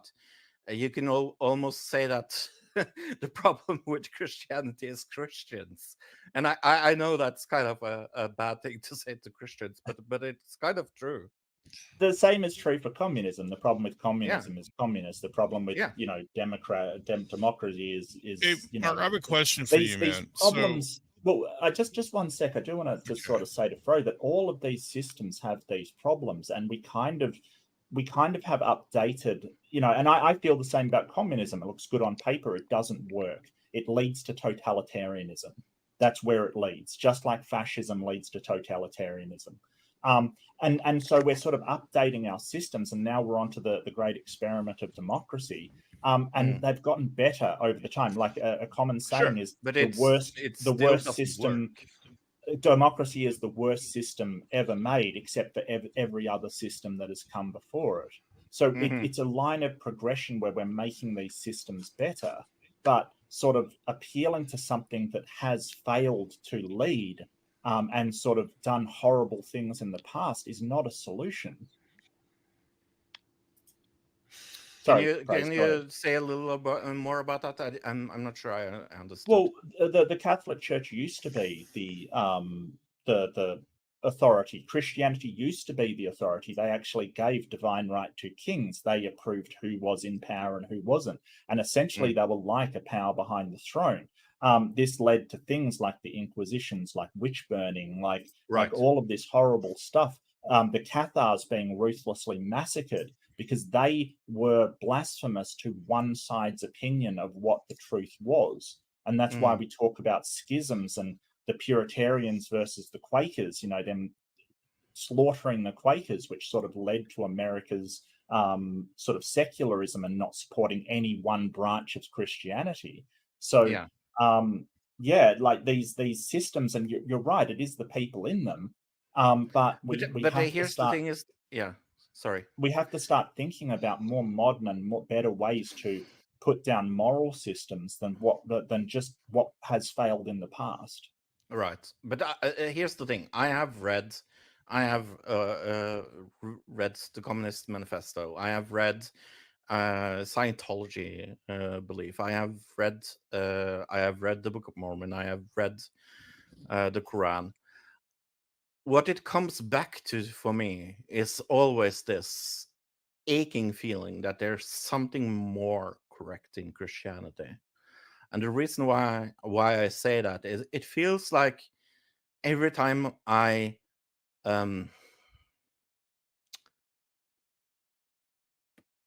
this is so hard to explain, sorry.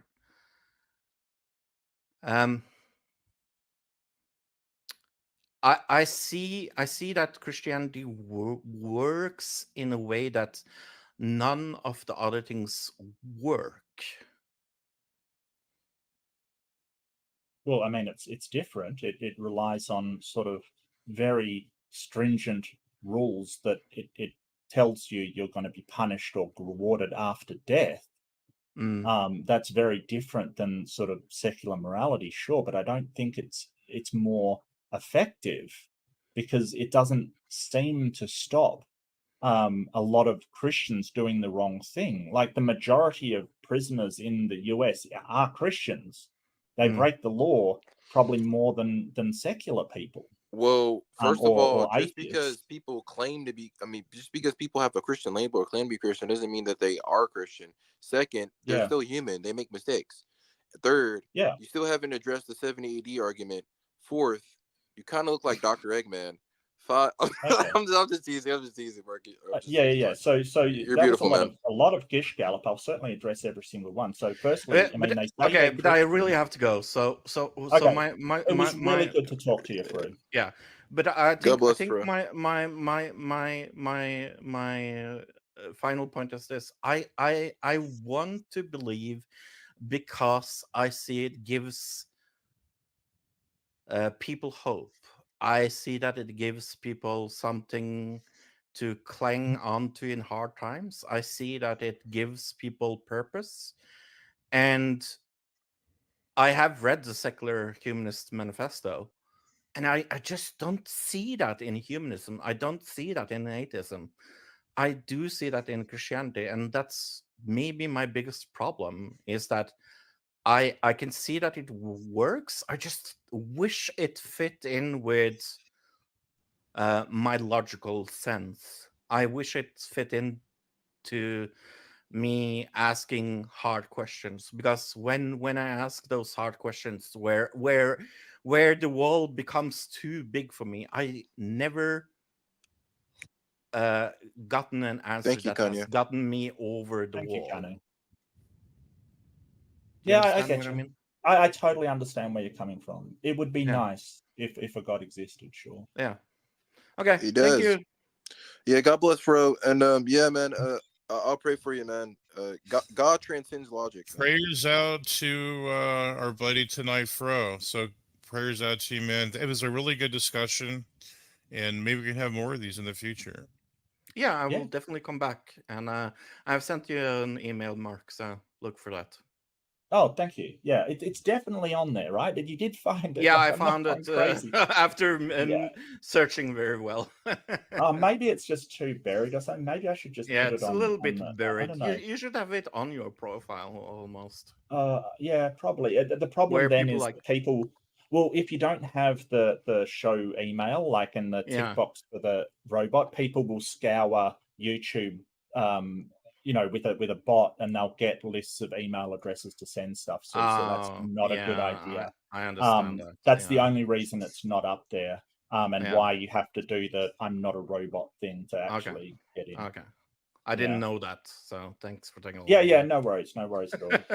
Okay, love you all. Bye. Bye. See you, bro. Love you, man. Also, I just had a question for Mark. So with skepticism, I think skepticism is good to a point. Like you always want to question things and make sure that things are true. But do you think there's a point where skepticism can be counter to actually growth? Like, let's just say there's a part, like there might be some part of you that could grow like in another type of level, like ontologically. I'll just put it that way. Yeah. Do you think it could prohibit that? Yeah, I think extreme skepticism is a bit of a problem. Like I meet flat earthers, and I'm sorry if anyone's a flat earther, but they'll basically have at their disposal all the pictures from space, science, technology, everything presented to them, and they'll say, no, I don't believe any of it until you actually go and be up in space yourself, which is just, ridiculous amounts of evidence that you would need. And, they can go to Antarctica, but don't want to because they think it's not, at a certain point, skepticism is that sort of extreme radical skepticism that you won't believe anything at all is a problem, sure, but really skepticism in the truest sense is that you're apportioning your belief in something to the sort of how big the claim is and how antithetical it is to your understanding of the world, and how much good and reliable evidence you have access to. Right. So if somebody sort of says, hey, I bought a dog, I will go, sure, I'll believe that, sure. It doesn't really matter. I know people own dogs, and you've probably heard this before. Someone says that they have a dragon. Well, now you need a lot of evidence to convince me. And maybe not even a photo of you with the dragon, you know, because it can be a deep fake or something, is going to be enough. Like, I'm probably going to have to see that with my own eyes, because that's ridiculous. Or, you know, have some sort of news outlet absolutely say this is true, or have scientists say, yeah, it's a dragon, all right, we're flummoxed. So I think skepticism, the level of skepticism should rise with the sort of the substantialness, the type of claim, extravagance. Yeah, the type of claim made, the extravagance again. So if someone says, hey, I'll send you a pamphlet, I'll go, yeah, sure, I'll do that. If someone says, you know, I'll send you something, a wheel for $50, sure. If someone says, I'm a Nigerian prince and I'll send you $10,000 if you send me 1,000, yeah, that's when my skepticism rises and goes, no, I'm not going to believe that until I actually get some evidence. But can I say, there's a difference between skepticism and cynicism. I don't think you can be too skeptical, because skepticism is exactly. That's what I was getting. And Mark touched upon. I'm glad he's a healthy skeptic, but he's not like some extreme skeptic. Well, nothing will ever change my God. There's no God out there. Before you say that, please realize that Wildheart is already supporting 6 Nigerian princes. Oh yeah. Okay. Yeah. It's a pair. Yeah. It's one don't forget, he's hiding P. Diddy in his house. Well, someone's got to. Yeah. Wow.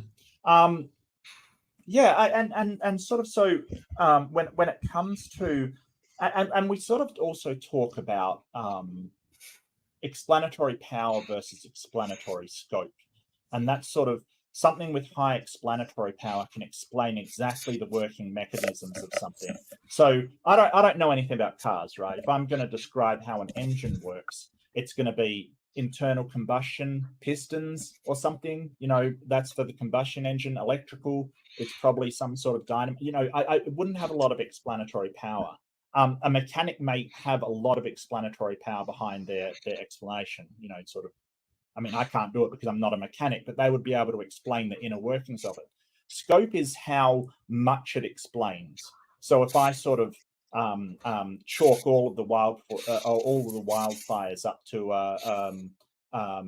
Jewish space lasers or something ridiculous, you know, like that would have a lot of scope but not a lot of power.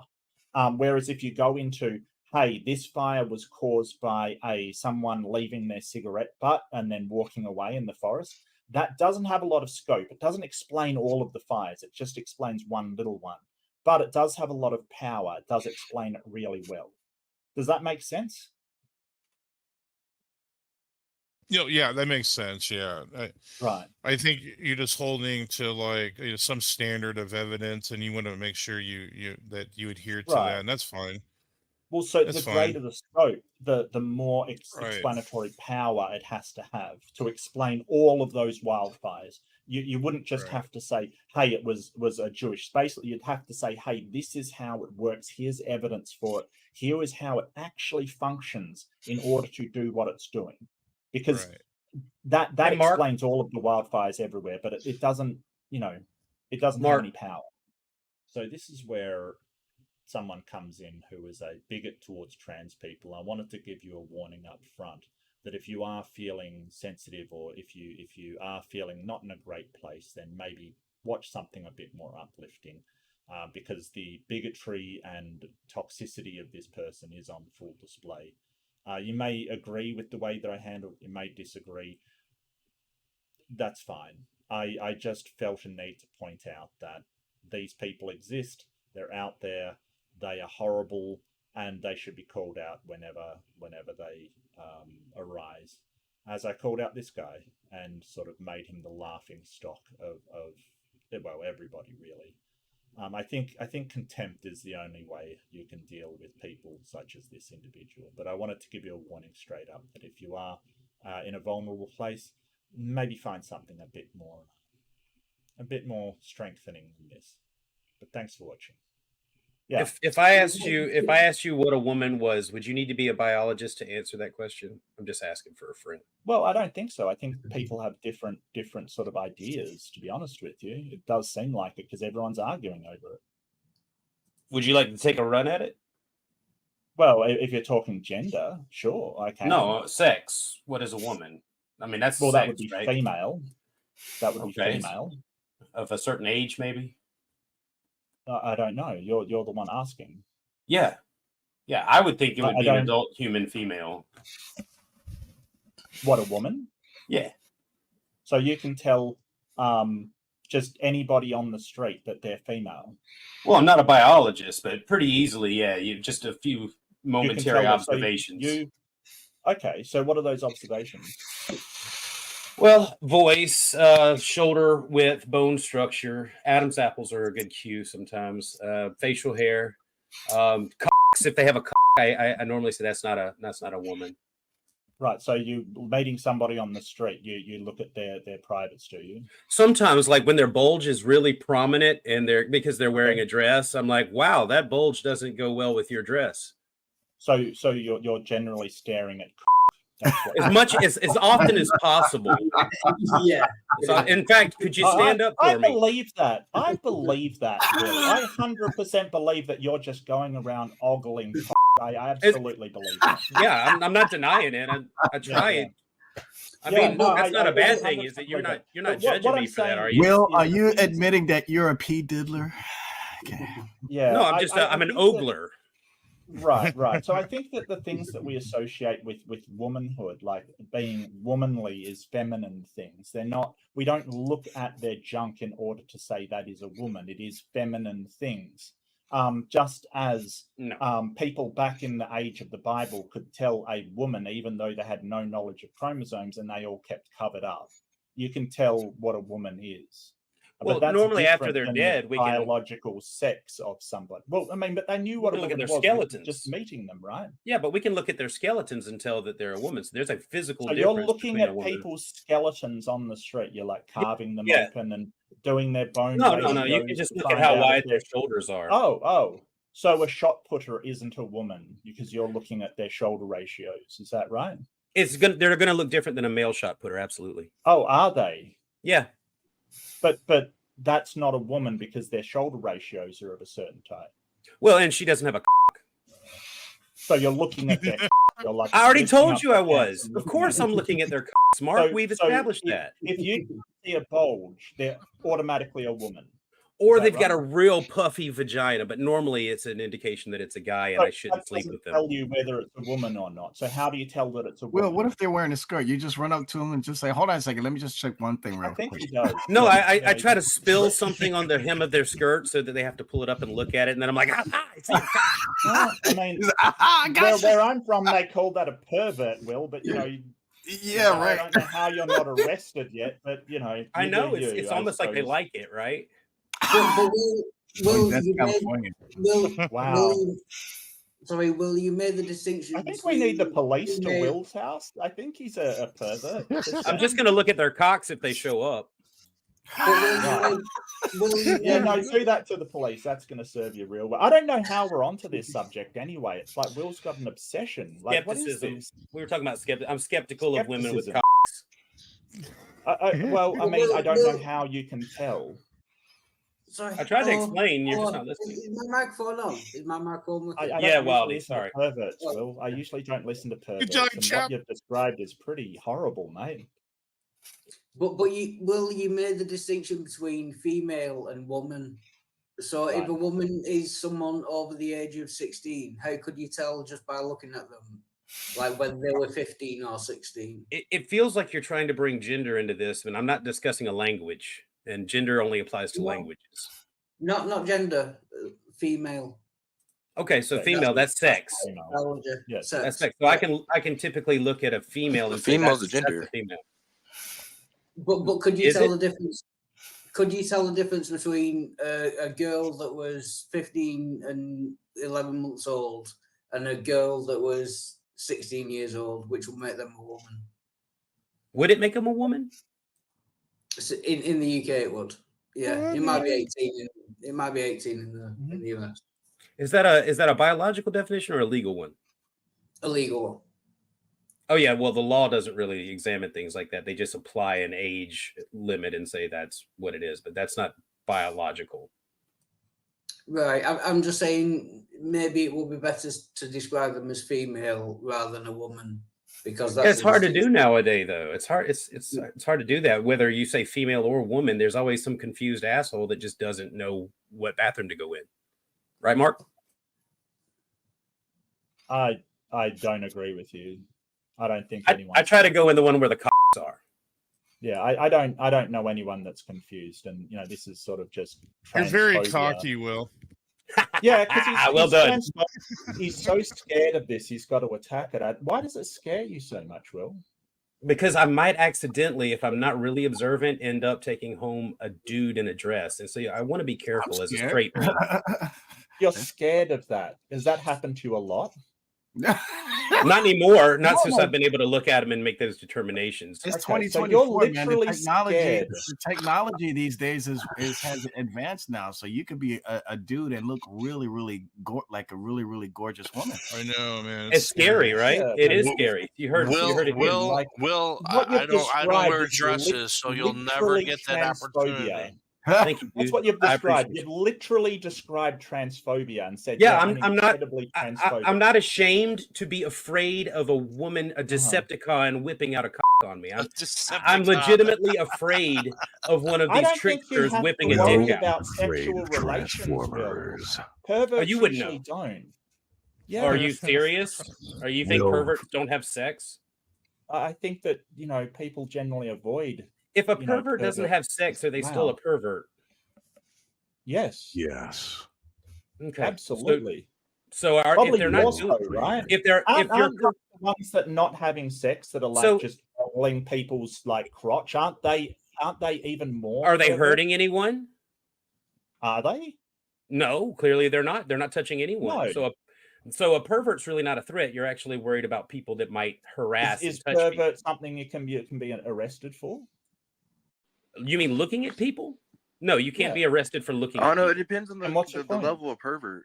I don't know. You started saying pervert. I don't know. I don't know what your point is. You basically just came in and went, "Hey, I'm a transphobic person. I'm scared of trans. I'm scared of this trans." I know, little breadcrumbs, right? Yeah, I don't even care. Yeah, why do you care what you're scared? Well, then why did you ask? Absolutely. No, you did. You did. Let me put this out here. Nobody did. You started this whole thing because you're insanely transphobic. Right. Let me explain why. I agree with Will, but Will, No, I don't care why. Well, I'm going to explain to Veckel. I'm talking to Veckel. I want to talk to Veckel. Mark, is that okay with you, sweetie?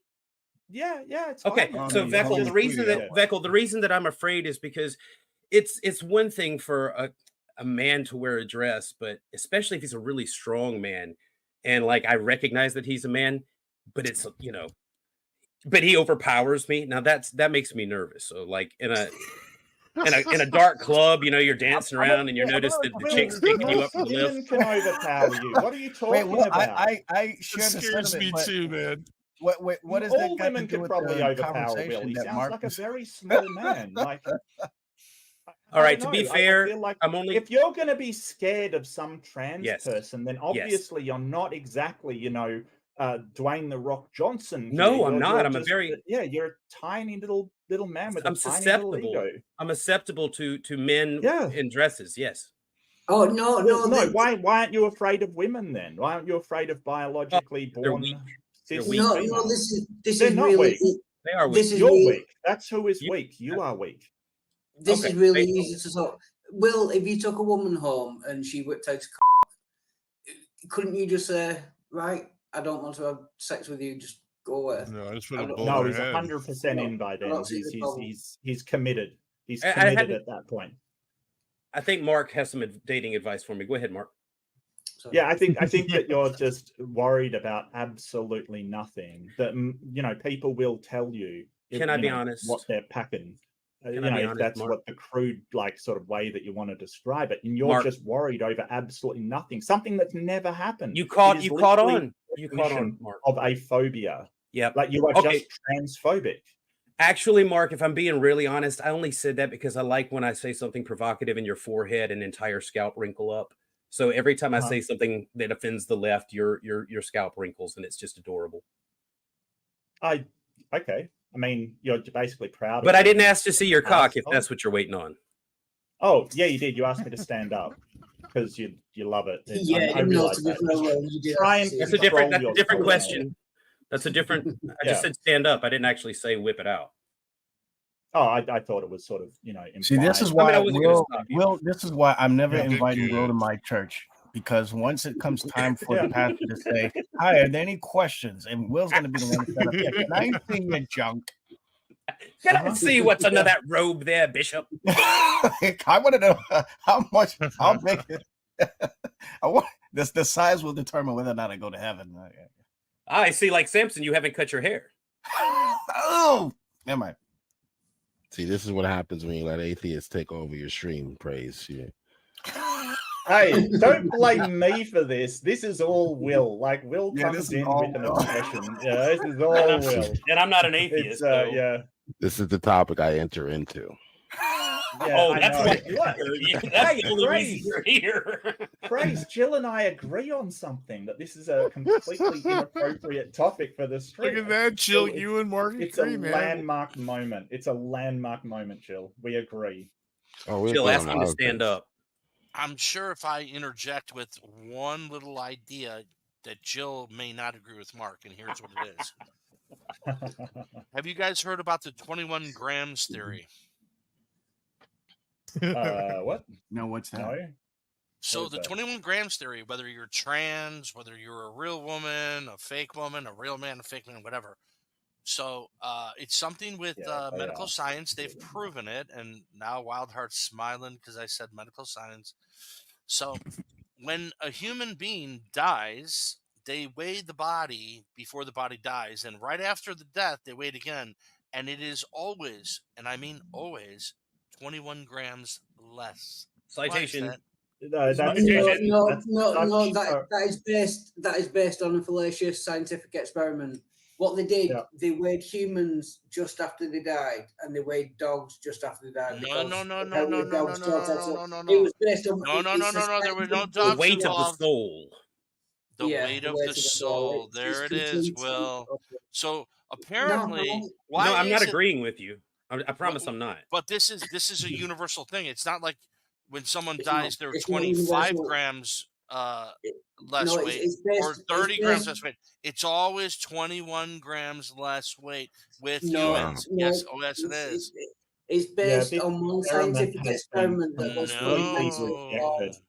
No, this has been completely rejected. It was so Wildheart said it's only based on one experiment. McDougall did it, and he basically said that all of it's the same. He's been criticized for that type of misinformation. They put that misinformation. Go to peer this is from the scientific community. This is not just. So you're saying the study is invalid because of his reputation? The study is invalid. No, it's because of his methodology. The study is invalid because he basically used flawed methodology, and he basically committed outright fraud in getting the results. It's actually on MedPub. What's the flawed methodology? Why has nobody ever replicated this study? Well, what was the flawed methodology? No, they haven't. Where's the replication? Hold on, Mark. What was the flawed methodology that he used, Mark? He rejected results that weren't fine-tuned to what he wanted. Okay, like science does. Like scientists have been doing, leaving the body. Studies have been doing for hundreds of years. That's what we get in a Bruce study. Hood wrote that because the COVID trials, reliable or replicable, his findings were unscientific. They could not be repeated, and that's the whole point. There's no replication study for this. No one has ever been able to repeat it. They've done it at research universities. It's in MedPub. It's actually peer-reviewed. Well, then they should have papers on it. Then send me the papers. Find the papers. They do have papers. Okay, dude. Cool. Okay, cool. I got a question. Post me the link. Hold up, Mark. Okay, wait. Post me the link. It should be really Will, just a sec. It should be really easy to find if it's been replicated that much. So just post me the link in the private chat. Go for it. There's an easy way to test this, dude. All we need is to get a woman who is of fertile age, and we impregnate her, but we weigh her before, and then we weigh her right after. And then if after she's exactly the soul weight that you described, then we'll know that that's when the soul is now added. See? So we can just weigh women before and after you sex them up. Better than a pregnancy test, right? Like you just know that night. What if they lose weight? Are they and then carrying the Antichrist? Is that absolutely? And you have to kill her and the child. Negative 666.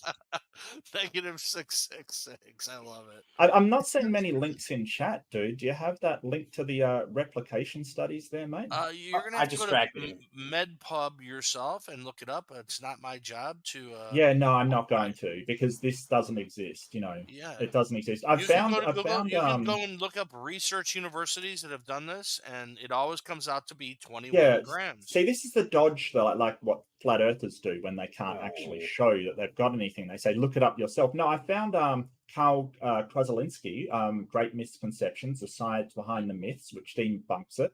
I found the Journal of Scientific Exploration originally came out with a study. They haven't.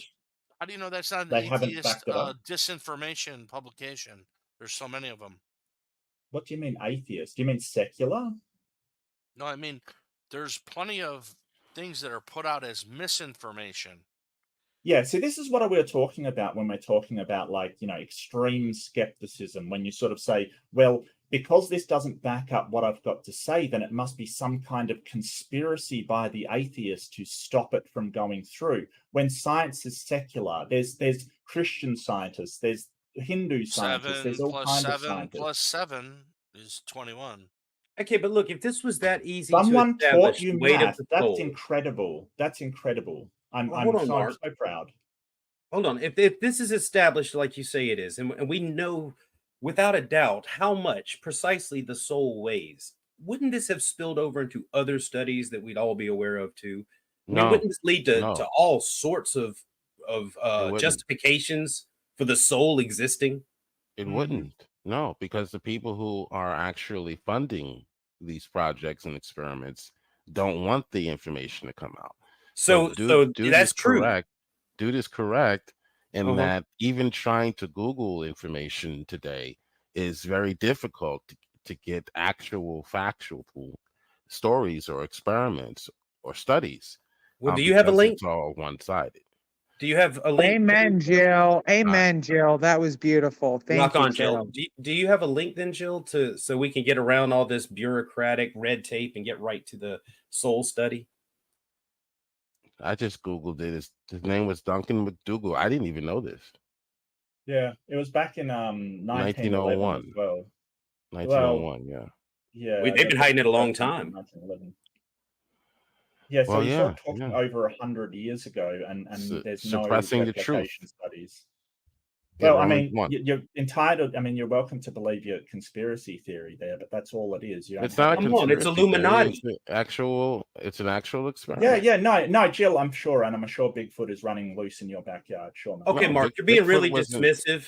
Bigfoot wasn't done. An experiment wasn't done on Bigfoot to prove Bigfoot. This is an Illuminati initiative, Mark. Obviously, there's an agenda to suppress the knowledge of the soul, which is occultic information, and only the Illuminati can be behind it. So, Joe Biden. I don't know what that means. That's okay. Jill does. Jill's the only one that needs to understand, Joe Biden. Okay. Well, I'm here to talk crap to Robert because, Robert. Bruh. Robert. I support. I don't know what Olive is going to say, but I support it. Whatever it is. Wake up, Jenkins. Wake up, bruh. Leroy. Because Robert, he loves to talk crap to everybody who comes in here. And now, are you sleeping? Are you sleeping? He's got a final apparently, Olive, I've been dodging him for a debate without actually knowing who he was, which is just an amazing feat. I dodge somebody you don't know exists is just the best strategy. I don't know how I did that. It's incredible. You've been dodging me too, Mark. Mark Reid has witness protection. Mark Reid has witness protection. Mark Reid is Dr. Eggman, by the way. Bro found my email address. I don't know what's wrong with you. Yeah. Come on, Robert. Let's square up, bruh. I'll leave the fight. It was great to be. Thanks to everybody so much. I'm going to run and go get some dinner. It's about that. Take care, Lex Luthor. Past 6. And take care, Mark. Thank you for coming, Mark. Thank you. Thanks, Mark. Good discussion, man. Appreciate it. Mark.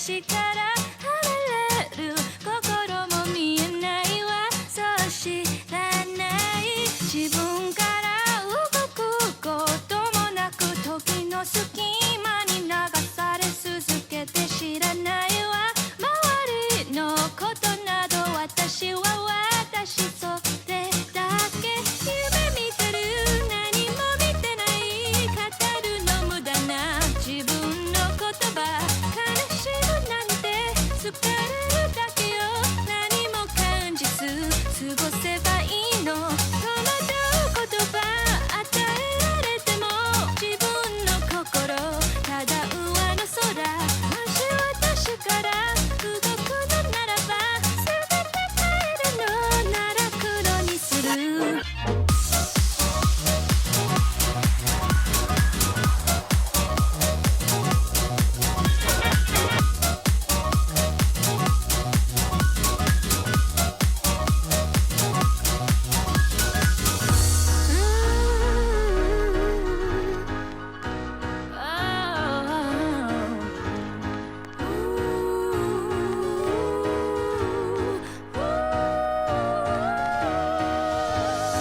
Even in the midst of the ticking time that flows, the lack of empathy here is spinning round and round in circles. I can't even see that my heart is separating, leaving me alone till I just don't know why. Frozen in the cracks of a time that's never ending. I realize in fear I am stuck here, suffocating, trying to escape from a world that's decimating, focusing on nothing but my own self. Is this just a dream? Is it not reality? No one listens to a thing, even when I try to speak. Tired of all this misery, hiding deep inside of me. Maybe I should let it be, without feeling anything. Help, I'm drowning, but I'm dry. Even when I try to cry, I can't tell if I'm alive or if I've already died. If I change to make it right, if I change with all my might, maybe I could find the light, turning all of me to white. 動くのならば、動くのならば、すべて壊すわ、すべて壊すわ。悲しむならば、悲しむならば、私の心白く変われる。